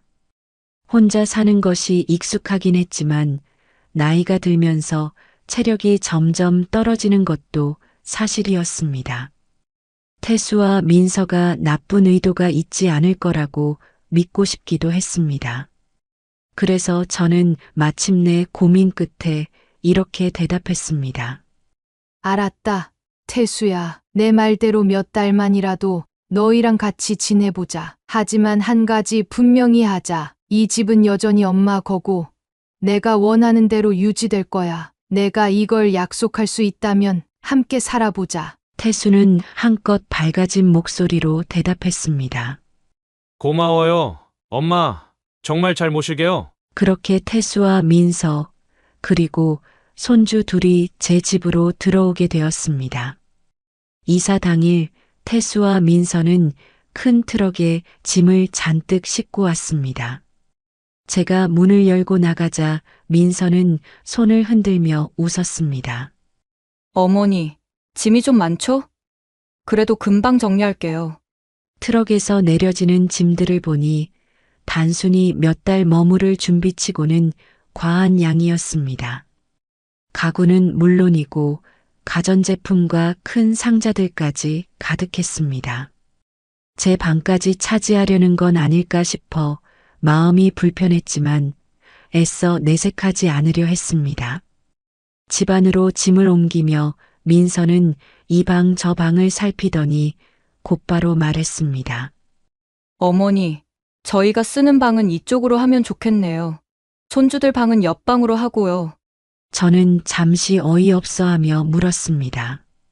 내 서재가 있던 방은 어떻게 하려고? 민서는 서재를 힐끔 보더니 태연히 대답했습니다. 어머니, 여기는 작은 창고처럼 쓰시면 어떨까요? 서재에 있는 책도 저희가 정리해 드릴게요. 그럼 훨씬 깔끔하실 거예요. 순간 화가 치밀어 올랐습니다. 제가 평생 애지중지하며 가꾼 서재였습니다. 남편과 제가 함께 앉아 책을 읽던 공간이기도 했습니다. 저는 단호히 말했습니다. 아니, 여기는 내가 필요해서 만든 방이야. 내 물건에 손대지 말고 다른 공간을 쓰도록 해라. 민서는 잠시 멈칫했지만 곧바로 억지 웃음을 지으며 태수에게 손짓했습니다. 여보, 그럼 저쪽 방에 침대를 두면 될 것 같아요. 태수는 눈치를 보며 조심스럽게 대답했습니다. 엄마가 원하시면 서재는 그대로 두자, 민서야. 저쪽 방 침대 놓고 어차피 금방 쓸 거니까 괜찮아. 민서는 아무 말 없이 고개를 끄덕였지만 불만이 가득한 얼굴로 짐 정리를 이어갔습니다. 며칠 동안 집안 분위기가 어색하게 흘러갔습니다. 처음엔 태수와 민서가 저를 신경 쓰는 듯 보였지만 얼마 지나지 않아 그들의 태도가 조금씩 달라지기 시작했습니다. 어머니, 아침에 도시락 하나만 싸주실 수 있어요? 태수가 출근 준비를 하며 무심코 던진 말이었습니다. 제가 잠깐 머뭇거리자 민서가 말을 보탰습니다. 어머니가 손맛이 좋으시니까 태수도 엄마 도시락 먹으면 힘날 것 같아요. 저는 별다른 생각 없이 도시락을 준비해줬습니다. 하지만 그 다음 날부터는 민서까지 도시락을 부탁했고 곧이어 손주들의 간식과 식사까지 전부 제 몫이 되었습니다. 어머니, 요즘 저희가 바빠서요. 어머니께서 조금만 도와주시면 저희도 훨씬 여유로울 것 같아요. 민서가 한 말은 부탁처럼 들렸지만 그건 사실상 당연하다는 태도로 보였습니다. 며칠이 지나자 그들의 요구는 점점 더 늘어났습니다. 민서는 저녁마다 장을 보라고 했고 집안 청소와 설거지도 전부 저의 몫이 되었습니다. 저는 속이 점점 답답해졌습니다. 이건 도와주는 게 아니라 아예 식모처럼 부려먹으려는 건 아닌가 싶었으니까요. 그러던 어느 날 아침 민서가 뜬금없이 말을 꺼냈습니다. 어머니, 요즘 집에 살림이 너무 많아서 공간이 부족해요. 서재를 정리하는 게 좋을 것 같은데요. 제가 단호하게 말했습니다. 아니라고 했지? 내가 아무리 말해도 내 방은 건드리지 마. 내 물건들엔 손 하나도 대지 말아라. 민서는 고개를 끄덕이는 척하면서도 어딘가 불만이 가득한 표정을 지었습니다. 그리고 며칠 뒤 집에 들어오자마자 서재의 문이 조금 열려 있는 것을 발견했습니다. 문을 열어보니 책장 한 구석이 비어 있었고 책들이 박스에 담겨 구석에 놓여 있었습니다. 제가 방을 둘러보며 소리쳤습니다. 민서야, 이게 대체 뭐야? 민서는 부엌에서 나오더니 아무렇지 않은 척 말했습니다. 어머니, 서재를 정리해드린 거예요. 어차피 안 쓰시는 책도 많으시잖아요. 제가 그냥 깔끔하게 해드린 거예요. 그 말에 분노가 치밀어 올랐습니다. 내가 여기서 몇십 년을 살아오며 이 방을 어떻게 갖고 왔는데 내가 뭔데 내 책을 정리하고 손대고 내 마음대로 하느냐? 민서는 당황한 듯 했지만 곧 태연하게 말했습니다. 어머니, 너무 예민하게 생각하지 마세요. 저희가 어머니 편하시라고 한 거잖아요. 저는 더 이상 참을 수 없었습니다. 내가 내 편을 위해 한다면서 내 허락도 없이 내 물건을 건드리는 게 말이 되니? 이건 내가 나를 무시하고 있다는 증거야. 내 말 안 듣고 내 마음대로 하는 거 이제 더는 못 봐주겠다. 민서는 대꾸하지 않고 방으로 들어가 문을 닫아버렸습니다. 그날 밤 태수마저도 제게 말을 꺼내지 못하고 방으로 들어갔습니다. 저는 홀로 거실에 앉아 서재에서 빼낸 책들을 다시 제자리로 옮기며 울분을 사귀고 있었습니다. 이제 막 함께 살기 시작했을 뿐인데 벌써 이런 일이 생겼으니 앞으로 벌어질 일들이 걱정되어 마음이 무거웠습니다. 며칠이 지나자 민서는 다시 평소처럼 저에게 싹싹하게 굴기 시작했습니다. 그날 밤에 있었던 일은 없는 듯 행동하며 아침마다 밝은 목소리로 인사를 하고 설거지라도 돕는 신용을 했습니다.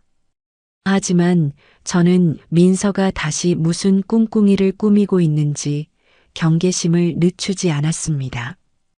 그러던 어느 날 민서가 느닷없이 저를 주방으로 불렀습니다. 어머니, 요즘 주방 쓰시기 좀 불편하지 않으세요?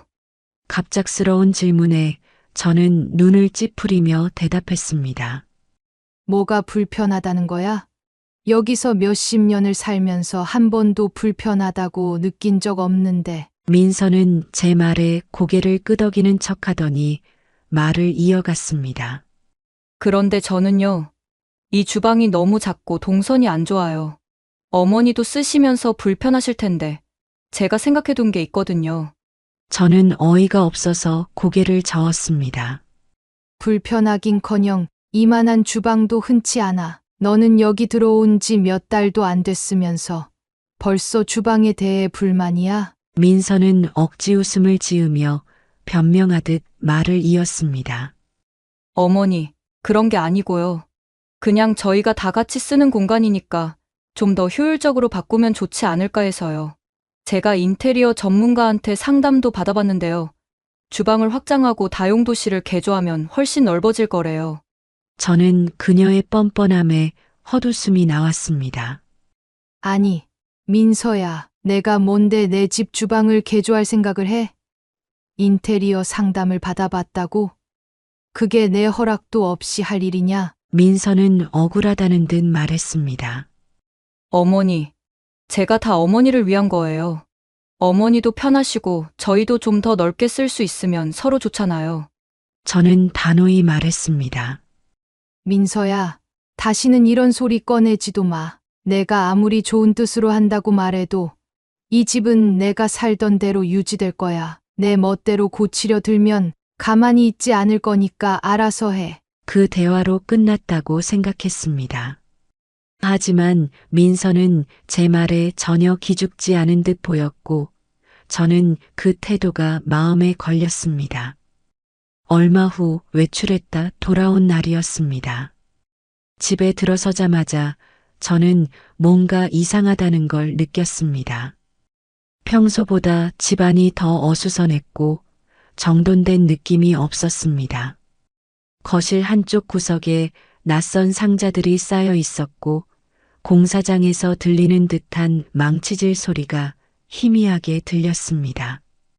저는 발걸음을 재촉해 소리가 나는 쪽으로 향했습니다. 민서가 주방에 서 있었고 낯선 인부 몇 명이 벽을 두드리며 무언가 작업을 하고 있었습니다. 벽에 비닐천이 걸려 있었고 가구가 밀려 있었습니다.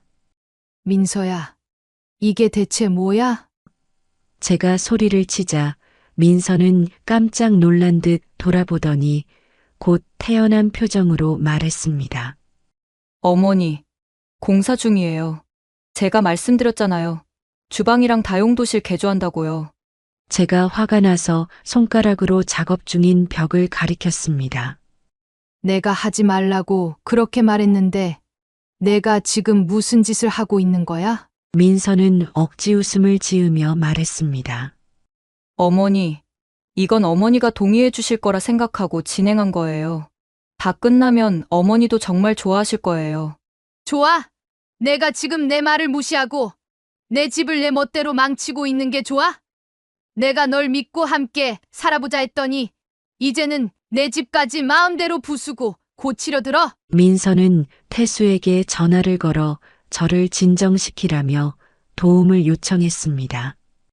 태수는 헐레벌떡 집으로 돌아왔습니다. 엄마, 민서가 어머니를 위해 한 거니까 너무 화내지 마세요. 제가 그 말을 듣고 어이가 없어 웃음이 나왔습니다. 태수야, 내가 이걸 변명이라고 하는 거냐? 민서가 내 허락 없이 공사를 시작했는데 내가 화내는 게 이상해? 태수는 머리를 극적이며 말했습니다. 엄마, 민서가 공사를 하면 더 편리해질 거라고 생각해서 그런 거예요. 저희도 이 집에 오래 살 건데 조금 바꾸는 게 뭐가 나쁘겠어요? 저는 더 이상 참을 수 없었습니다. 내가 오래 살다니? 여긴 내 집이고 나는 너희를 몇 달만 보고 싶다고 했을 뿐이야. 내가 이 집에서 너희를 식구로 받아준 게 아니라 손님으로 받아준 거라는 걸 잊지 마. 하지만 태수와 민서는 제 말을 듣고도 공사를 멈추지 않았습니다. 그들은 제 방으로 쓰이던 작은 방을 정리하기 시작했습니다. 민서는 저를 보며 말했습니다. 어머니 방이 작아도 창고 겸방으로 쓰시면 깔끔하고 좋을 거예요. 이 방은 어머니 물건도 보관할 수 있게 해드릴게요. 저는 분노가 치밀어 올랐습니다. 너희가 이 집을 내 집처럼 생각하고 내 말을 이렇게 무시하고 내가 쫓아내기 전에 당장 공사를 멈춰. 민서는 고개를 저으며 대답했습니다. 어머니, 이건 다 어머니를 위한 거예요. 어머니가 나중에 고맙다고 하실 날이 올 거예요. 그날 밤 저는 혼자 남은 방에서 손이 떨려 잠을 잘 수가 없었습니다. 공사가 진행되는 소리는 멈췄지만 제 머릿속은 온갖 생각으로 가득 찼습니다. 태수와 민서가 제 말을 이렇게 무시하고도 뻔뻔하게 행동하는 걸 보니 제가 이 결정을 한 게 잘못이었나 싶었습니다. 그날 밤 저는 큰 결단을 내려야 할지도 모른다는 생각을 하게 되었습니다. 며칠 뒤 공사가 겨우 끝났습니다. 저는 새롭게 바뀐 주방과 다용도실을 보며 한숨을 내쉬었습니다. 주방은 분명 더 넓어졌지만 제가 몇십 년 동안 익숙했던 동선과 가구 배치는 모두 사라졌습니다. 제 손때 묻은 싱크대는 치워졌고 아기자기하게 정리했던 찬장도 민서가 가져온 새 가구로 대체되어 있었습니다. 민서는 주방 한가운데 서서 만족스럽다는 듯 말했습니다. 어머니, 이제 좀 더 넓고 편리해지셨죠? 여기서 요리하시면 얼마나 편할까요? 저는 대답하지 않고 새 주방을 가만히 둘러보기만 했습니다. 편하긴커녕 제 집 같지가 않았습니다. 마치 제가 남의 집에 들어온 것 같은 기분이 들었습니다. 민서의 말투가 날이 갈수록 뻔뻔해지고 있다는 것도 느껴졌습니다. 제가 아무리 화를 내도 이들은 절대 미안한 기색을 보이지 않았습니다. 공사가 끝난 후 태수와 민서는 곧바로 새로운 요구를 하기 시작했습니다. 민서는 저를 부엌으로 부르더니 다정한 척 말을 꺼냈습니다. 어머니, 요즘 저희가 회사 일 때문에 너무 바빠서 그런데요. 아침 식사는 어머니가 준비해 주시면 안 될까요? 제가 화난 표정으로 민서를 쳐다보자 민서는 멋쩍은 웃음을 지으며 말을 이어갔습니다. 어머니도 어차피 아침 드시잖아요. 간단히 저희 것도 함께 준비해 주시면 좋을 것 같아서요. 제가 한숨을 쉬며 대답했습니다. 아침 준비하는 게 쉬운 일이 아니야. 내가 바쁘다면 차라리 간단히 먹고 나가든가 아니면 밖에서 사 먹어. 내가 왜 너희 아침까지 준비해야 하니? 민서는 당황한 듯 태수를 향해 눈짓했습니다. 태수는 저를 설득하려는 듯 다가와 말을 덧붙였습니다. 엄마, 저희도 엄마한테 부탁드리는 게 미안한 건 알지만 지금은 정말 힘들어서 그래요. 민서도 아침마다 애들 챙기느라 정신없고 저도 출근 준비하느라 여유가 없거든요. 제가 고개를 절레절레 저으며 말했습니다. 너희가 힘들다고 하면 다 들어줘야 해. 내가 너희들 엄마지만 그렇다고 너희 식모 노릇까지 하라는 건 아니야. 하지만 제 단호한 거절은 소용이 없었습니다. 다음 날 아침이 되자 민서는 손주 둘을 데리고 제 방으로 들어왔습니다. 아이들 손에는 밥그릇이 들려 있었습니다. 어머니, 애들이 아침밥을 안 먹고는 학교를 못 가요. 제가 너무 바빠서 그런데 오늘만 좀 부탁드릴게요. 저는 어이가 없어 민서를 쏘아보았습니다. 민서야, 오늘만. 이러다 내일도 모레도 나한테 맡길 거지? 너희 애들은 너희가 책임지는 거야. 내가 낳은 애들까지 챙겨야 하니? 하지만 민서는 전혀 물러설 기미가 없었습니다. 어머니, 어차피 어머니도 집에만 계시잖아요. 손주들 챙겨주시면 저희도 한결 수월하고 애들도 좋아할 거예요. 제가 화가 나서 목소리를 높였습니다. 내가 집에 있는 게 내 애들 키워주려고 있는 줄 아니? 내가 너희를 키우긴 했지만 내 손주까지 키워줄 의무는 없어. 민서는 저를 똑바로 쳐다보며 한마디를 덧붙였습니다. 어머니가 그렇게 말씀하시면 서운하네요. 제가 진짜 도와달라고 하는 건데요. 그렇게 민서는 손주들의 아침을 저에게 떠넘기더니 곧 집안일도 하나둘씩 제 몫으로 돌리기 시작했습니다. 청소, 빨래, 설거지까지 모든 게 제 손에서 처리되어야 했습니다. 민서는 자신이 해야 할 일을 하나하나 저에게 떠넘기며 당연하다는 태도를 보였습니다. 어머니, 세탁기가 고장난 것 같아요. 어머니가 한번 확인해 주시면 안 될까요? 어머니, 손주들 학원 끝나는 시간 맞춰 데리고 와주실 수 있어요? 제가 오늘은 정말 시간이 없거든요. 어머니, 요즘 집이 좀 지저분한 것 같아요. 아침마다 거실 좀 쓸어주시면 좋을 것 같아요. 제가 그 말을 들을 때마다 화가 났지만 그들을 이 집에서 내보내기 위해서는 분명한 이유와 계획이 필요하다는 생각이 들었습니다. 그래서 일단은 참았습니다. 하지만 참는 것도 한계가 있었습니다. 하루는 민서가 가족들끼리 저녁을 준비한다고 했습니다. 저는 속으로 내심 고맙다고 생각했죠. 오랜만에 민서가 요리를 하겠다니 정말로 제 몫을 덜어주나 싶었습니다. 하지만 막상 저녁 식사 시간이 되자 민서는 제게 아무 말도 하지 않고 아이들과 태수만을 불러 식탁으로 모였습니다. 제가 식탁 쪽으로 가서 말했습니다. 내가 안 먹겠다고 한 적 없는데 왜 나만 빼놓고 먹고 있니? 민서는 조금도 미안한 기색 없이 웃으며 말했습니다. 어머니는 아까 식사하셨잖아요. 저희끼리 먹으려고요. 제가 어이가 없어 말했습니다. 내 집에서 내가 이 가족의 어른인데도 나만 빼놓고 밥을 먹는다는 게 말이 된다고 생각하니? 태수는 아무 말도 못하고 고개를 숙였지만 민서는 아무렇지 않게 대답했습니다. 어머니가 식사 준비하시다가 피곤하실까봐 배려한 거예요. 그 순간 저는 더 이상 참을 수 없었습니다. 배려! 내가 지금 말하는 배려가 날 무시하는 행동으로밖에 보이지 않아. 그날 밤 저는 방에 들어가 문을 걸어 잠그고 침대에 앉아 깊은 생각에 잠겼습니다. 이대로는 안 되겠다는 결론에 도달했습니다. 태수와 민서를 위해 제가 참고 희생하더라도 그들은 결코 저를 존중하지 않을 것 같았습니다. 이런 상황을 멈추려면 제가 단호히 행동에 나서야 할 때라는 생각이 들었습니다. 다음 날 아침 저는 태수와 민서를 거실로 불렀습니다. 이제는 말을 꺼내야겠다는 생각이 들었기 때문입니다.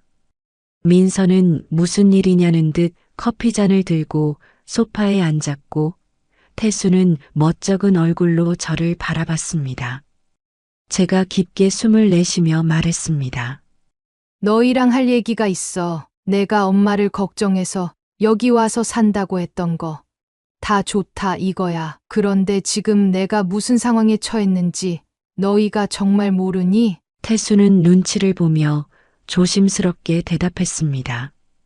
엄마, 저희는 그저 도와드리고 싶어서 그러는 건데요. 민서도 엄마를 생각해서 한 거예요. 민서는 그 말을 듣고 맞장구를 치듯 말을 이었습니다.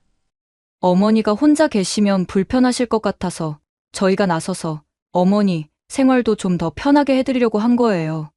제가 고개를 절레절레 흔들며 단호히 대답했습니다. 편하게 해준다고? 내가 말하는 편하다는 게 내 집을 내 멋대로 공사하고 내가 아침부터 밤까지 너희 뒤치다꺼리를 다 해야 하는 거니? 너희는 날 돕는 게 아니라 부려먹고 있는 거야. 민서는 순간 표정이 굳었지만 곧 억지 웃음을 지으며 말했습니다. 어머니, 그게 아니라요. 그냥 저희가 바빠서 조금만 도와달라고 한 건데 어머니가 그렇게 느끼셨다면 죄송해요. 제가 민서의 말을 단칼에 잘랐습니다. 죄송. 내가 내 허락도 없이 주방을 공사하고 나를 식모 취급한 게 죄송으로 끝날 일 같아? 태수야, 내가 아내랑 손잡고 내 위에 군림하려고 하는 거 내가 모를 줄 아니? 태수는 다급히 손사래를 치며 말했습니다. 엄마, 무슨 그런 말씀을 하세요? 저희가 그럴 리가 있나요? 그냥 같이 살면서 서로 도우면 좋지 않을까 해서 그런 건데요. 제가 태수를 똑바로 쳐다보며 쏘아붙였습니다. 서로 돕는다고? 내가 너희를 돕기만 하지. 너희가 날 돕는 건 없었어. 내가 다 봐줬지만 이제 더는 안 봐. 오늘부터 내가 시키는 대로 하지 않으면 너희를 이 집에서 내쫓을 거야. 민서는 갑자기 말투를 바꾸며 싸늘하게 대답했습니다. 어머니, 저희가 잘못한 게 있다면 사과드리지만 여기서 나가라는 말씀은 너무하시네요. 저희도 여기서 살 권리가 있는 거 아닌가요? 제가 웃음이 나와 민서를 향해 말했습니다. 권리? 내가 무슨 권리가 있다는 거야? 여기 내 집이고 내가 여기 머무는 것도 내가 허락했으니까 가능한 일이야. 그러니 내 권리 운운할 자격은 없어. 민서는 태수를 바라보며 불만 가득한 얼굴로 속삭였고 태수는 난처한 표정으로 저를 보며 말을 잇지 못했습니다. 민서가 태수를 바라보며 불만 가득한 얼굴로 속삭이던 그날 이후 집안 공기는 점점 더 싸늘해졌습니다. 민서는 저를 대놓고 무시하는 태도를 보였고 태수는 중간에서 애매하게 둘러대며 민서를 감싸기 급급했습니다. 민서는 평소와 다름없이 아이들을 저에게 맡기고 나갔고 집안일도 여전히 모두 제 몫이었습니다. 어느 날 민서가 저녁에 들어오더니 태수를 부엌으로 불렀습니다. 저는 무슨 얘기를 하나 싶어 부엌 쪽으로 다가가려 했지만 민서는 제 눈치를 보더니 문을 슬며시 닫았습니다. 그 모습이 이상해서 저는 일부러 부엌 옆 거실에서 손주들과 함께 TV를 보는 척하며 귀를 기울였습니다. 작은 목소리로 민서가 말했습니다. 여보, 지금이 기회야. 집값도 이렇게 올랐는데 이 집을 담보로 대출을 받으면 자금 문제를 금방 해결할 수 있을 거야. 어머니께는 그냥 가볍게 설득하면 되잖아. 우리한테 맡기시라고 하면 어떻게든 되지 않겠어? 태수는 당황한 듯한 목소리로 대답했습니다. 근데 엄마가 허락할까? 요즘 엄마가 워낙 날카로워서 괜히 말 꺼냈다. 문제가 생길까봐 걱정돼. 민서는 한숨을 쉬며 속삭였습니다. 허락받을 필요 없어. 우리가 서류를 미리 준비해두고 어머니 도장만 받아내면 돼. 괜히 미리 얘기해서 문제를 만들지 말자고. 내가 알아서 할게. 그 순간 제 심장이 철렁 내려앉았습니다. 이들이 이제는 대놓고 집을 담보로 돈을 빼내려는 속셈을 가지고 있다는 것을 알게 되니 분노가 끓어올랐습니다. 하지만 그 자리에서 들이닥치지는 않았습니다. 이들이 무슨 짓을 하는지 끝까지 지켜보고 확실한 증거를 잡아야겠다는 생각이 들었기 때문입니다. 며칠 뒤 민서는 아침 일찍 집을 나가면서 태수에게 서류를 건네며 속삭였습니다. 내가 알아본 은행에서 이걸 처리하면 된대. 오늘 안으로 끝내야 하니까 어머니를 설득할 방법을 생각해봐.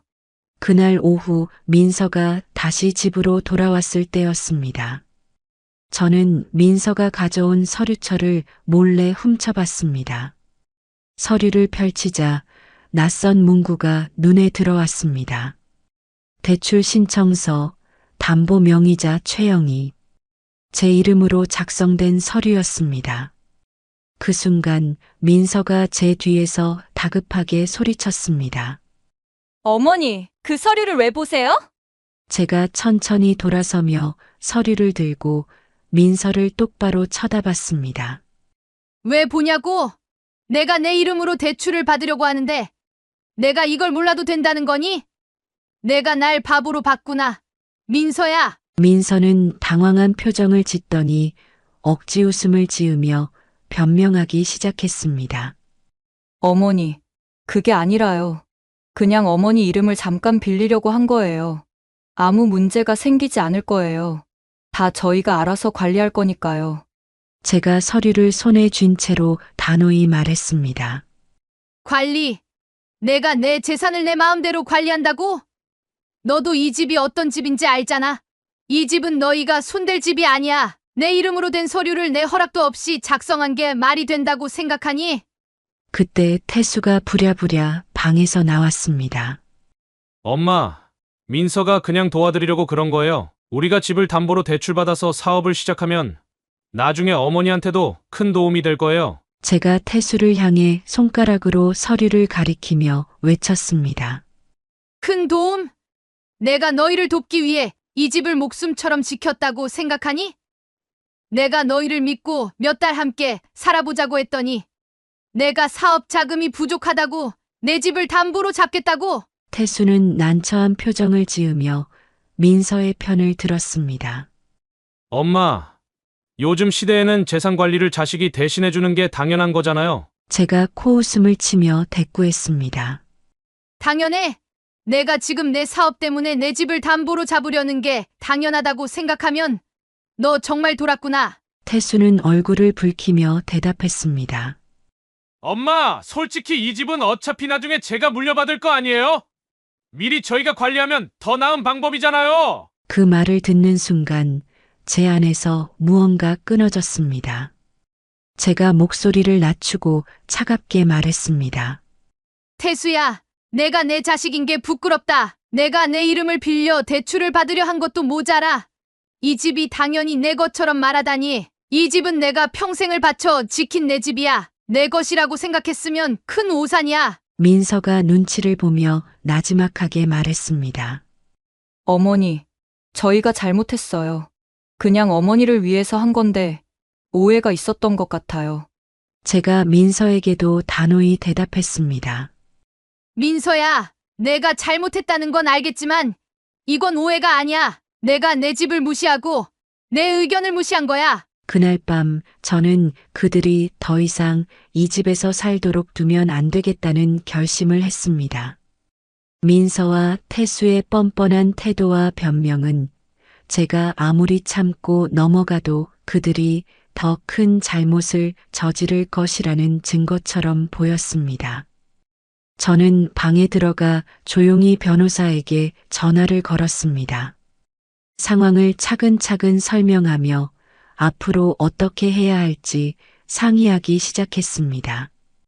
태수와 민서가 이 집을 더 이상 제 것으로 여기지 않는 이상, 이제 제가 단호히 행동에 나서야 한다는 생각뿐이었습니다.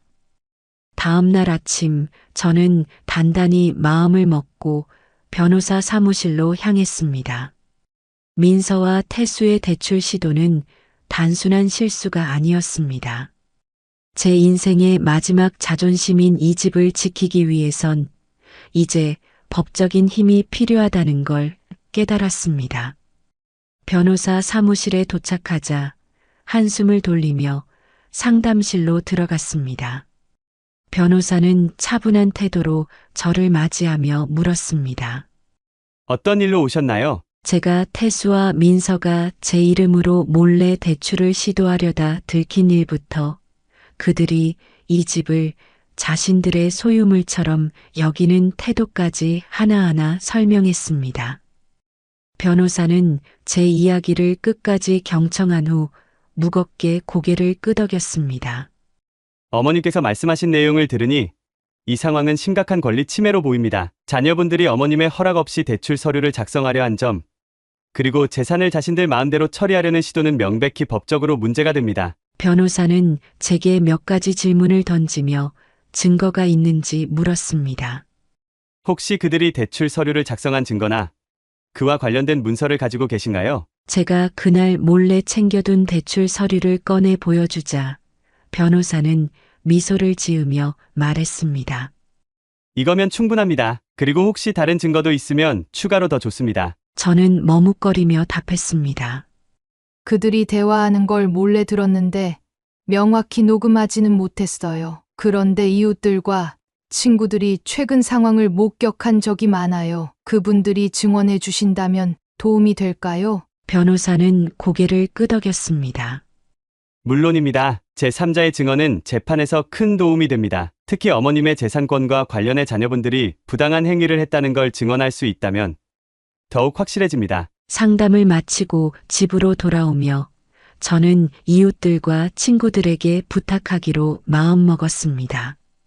평소 제가 정원에서 이웃들과 나누던 이야기도 있고 민서와 태수의 행동이 동네 사람들에게 꽤 알려진 상황이라 그들이 기꺼이 도와줄 거라고 생각했습니다.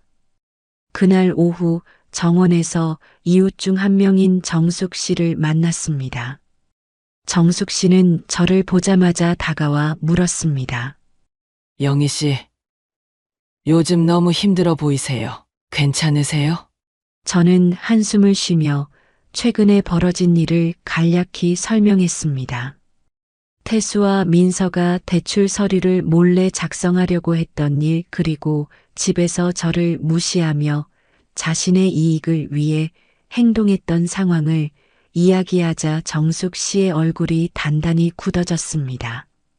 그건 정말 너무하네요. 영희 씨, 제가 뭐든 도와드릴게요. 제가 최근에 민서 씨가 이웃들에게 자랑처럼 얘기하던 것도 기억나요. 이 집을 자기들이 관리할 거라느니 뭐라느니 정말 어이없었어요. 정숙 씨는 곧바로 다른 이웃들에게도 이야기를 전했습니다.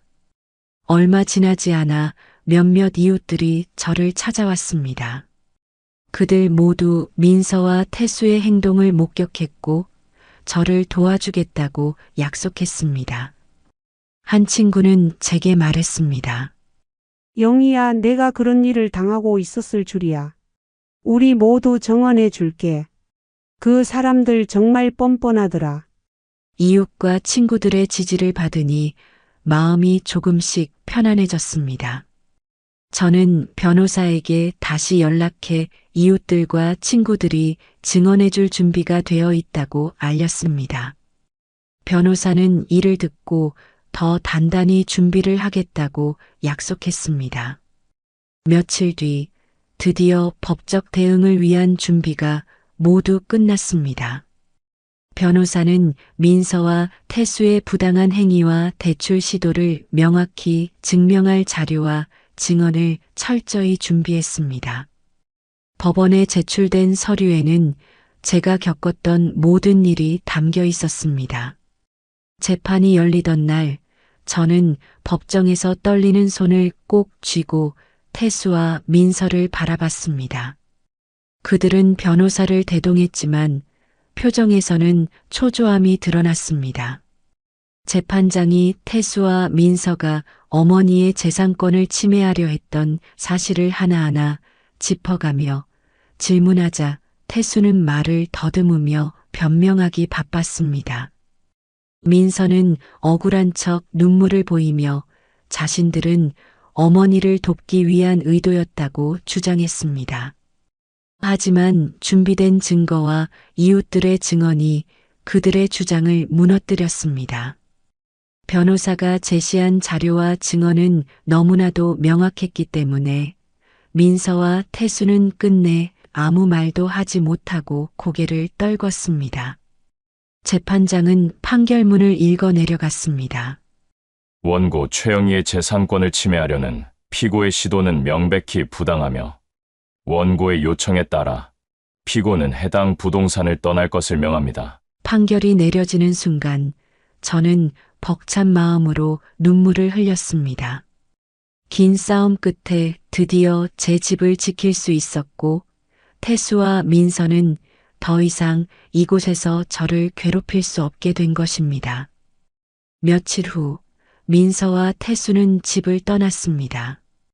이삿짐을 싸면서도 민서는 여전히 억울하다는 듯 했지만 저는 단호히 그들을 바라보며 말했습니다. 내가 어머니를 위해 한다는 말은 다 거짓말이었지. 이젠 더 이상 날 속일 기회도 없으니 다시는 돌아올 생각하지 마라. 태수는 마지막으로 제게 애원했습니다. 엄마, 한 번만 더 기회를 주세요. 우리가 정말 잘못했어요. 하지만 저는 차갑게 대답했습니다. 내가 날 어머니로 생각했다면 이런 일을 벌이지도 않았겠지. 내가 선택한 행동의 결과를 받아들여라. 이제 더는 내 부탁에 흔들리지 않을 거야. 그날 그들은 집을 떠났고 제 삶은 다시 평화를 되찾았습니다. 제가 이 집을 지켜낸 것처럼 앞으로 제 삶도 제가 지킬 것입니다. 태수와 민서가 집을 떠난 뒤 저는 조용히 앉아 오래된 거실 창문을 바라보았습니다. 몇십 년을 지켜온 이 집은 이제 제게 더 이상 편안함을 주지 않았습니다. 그동안 겪은 상처와 배신의 기억들이 이곳 구석구석에 남아 있었습니다. 그래서 저는 결심했습니다. 이 집을 떠나기로요. 몇 주 뒤 부동산 중개인을 통해 매각을 진행하기로 했습니다. 오래된 단독주택이었지만 위치도 좋고 최근 지역 개발로 인해 가격이 올랐기 때문에 좋은 조건으로 매각할 수 있었습니다. 저는 집을 정리하며 남편과 함께했던 추억들을 떠올렸습니다. 우리 둘이 함께 골랐던 가구들, 창밖으로 보이던 감나무의 풍경, 남편이 생전에 웃으며 앉아있던 의자까지 모두 떠올랐습니다. 마지막으로 텅 빈 거실에 서서 남편의 사진을 꺼내 들고 속삭였습니다. 여보, 이제 여기서 보내는 마지막 인사를 할게요. 그동안 고마웠어. 이제 새로운 곳에서 나를 위해 살아볼게. 집이 매각되고 난 뒤 저는 한적한 전원마을에 있는 작은 주택을 찾았습니다. 도시를 떠나 자연과 가까이 살 수 있는 곳이었습니다. 마을에는 작은 텃밭이 딸린 소박한 집들이 있었고 집 주변에는 잔디와 나무가 가득했습니다. 저를 안내해준 부동산 중개인이 말했습니다. 여기서라면 정말 조용하고 평화롭게 지내실 수 있을 거예요. 저는 이곳을 보자마자 마음에 들었습니다. 커다란 집은 아니었지만 그곳에 서 있자 마음이 이상할 정도로 가벼워졌습니다. 집 안에는 오래된 벽난로가 있었고 주방 창문을 열면 작은 산과 들판이 한눈에 들어왔습니다. 이 집이야말로 제가 새로운 삶을 시작하기에 완벽한 곳이라고 느껴졌습니다. 이사를 마치고 텅 빈 집에 서서 짐을 하나하나 풀며 속으로 다짐했습니다. 이제는 누구의 간섭도 받지 않고 내 방식대로 살아가겠다고요. 그 후로 저는 제 재산의 일부를 지역 도서관 설립을 위해 기부하기로 했습니다. 평소 책을 사랑했고 독서를 통해 많은 위로를 받았던 제게 도서관 설립은 의미 있는 일이었습니다. 지역사회에서 아이들이 책을 읽으며 성장할 수 있다면 그것만으로도 큰 보람이 될 것 같았습니다. 기부 소식을 듣고 지역 주민들은 박수를 보내며 진심으로 감사해했습니다. 도서관 설립을 돕는 과정에서 만난 주민들과도 자연스럽게 가까워졌습니다.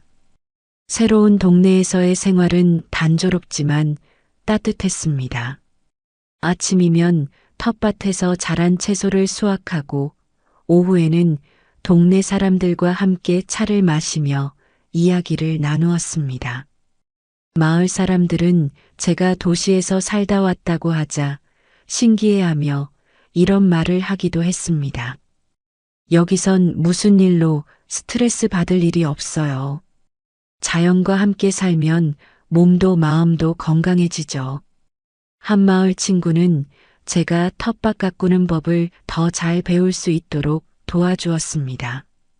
이건 상추 심는 법이에요. 흙을 살짝 덮어주고 물을 자주 줘야 해요. 그러면 금방 싹이 올라올 거예요. 저는 친구의 도움을 받아 고추, 상추, 당근 등 여러 가지 작물을 심었고 그것들이 자라는 모습을 보며 매일같이 뿌듯함을 느꼈습니다. 저녁이면 마을 사람들이 함께 모여 조촐한 파티를 열곤 했습니다. 누구는 집에서 직접 구운 빵을 가져오고 또 누구는 밭에서 따온 신선한 채소를 가져와 모두 함께 나눴습니다. 저는 처음에는 어색했지만 점차 그들과 한 식탁에서 웃고 떠들며 진정한 공동체의 일원이 되어가는 기분을 느꼈습니다. 가끔씩 남편과 함께했던 시절이 떠오르면 눈물이 나기도 했습니다.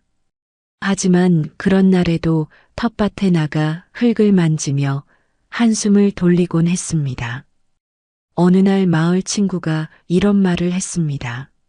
흙은 사람 마음을 편안하게 해줘요. 감정이 복잡할 땐 그냥 손에 흙을 묻혀보세요. 그 말을 듣고 저는 정말로 텃밭에서 흙을 만지며 마음을 달래곤 했습니다. 흙 속에서 싹이 돋아나는 모습을 보며 제 삶도 이렇게 조금씩 나아질 거라는 희망을 품게 되었습니다. 그곳에서의 삶은 단순하고 조용했지만 제가 원하는 행복이 가득했습니다. 도시에 살 때는 느낄 수 없었던 평화와 만족감이 제 삶에 자리 잡았습니다.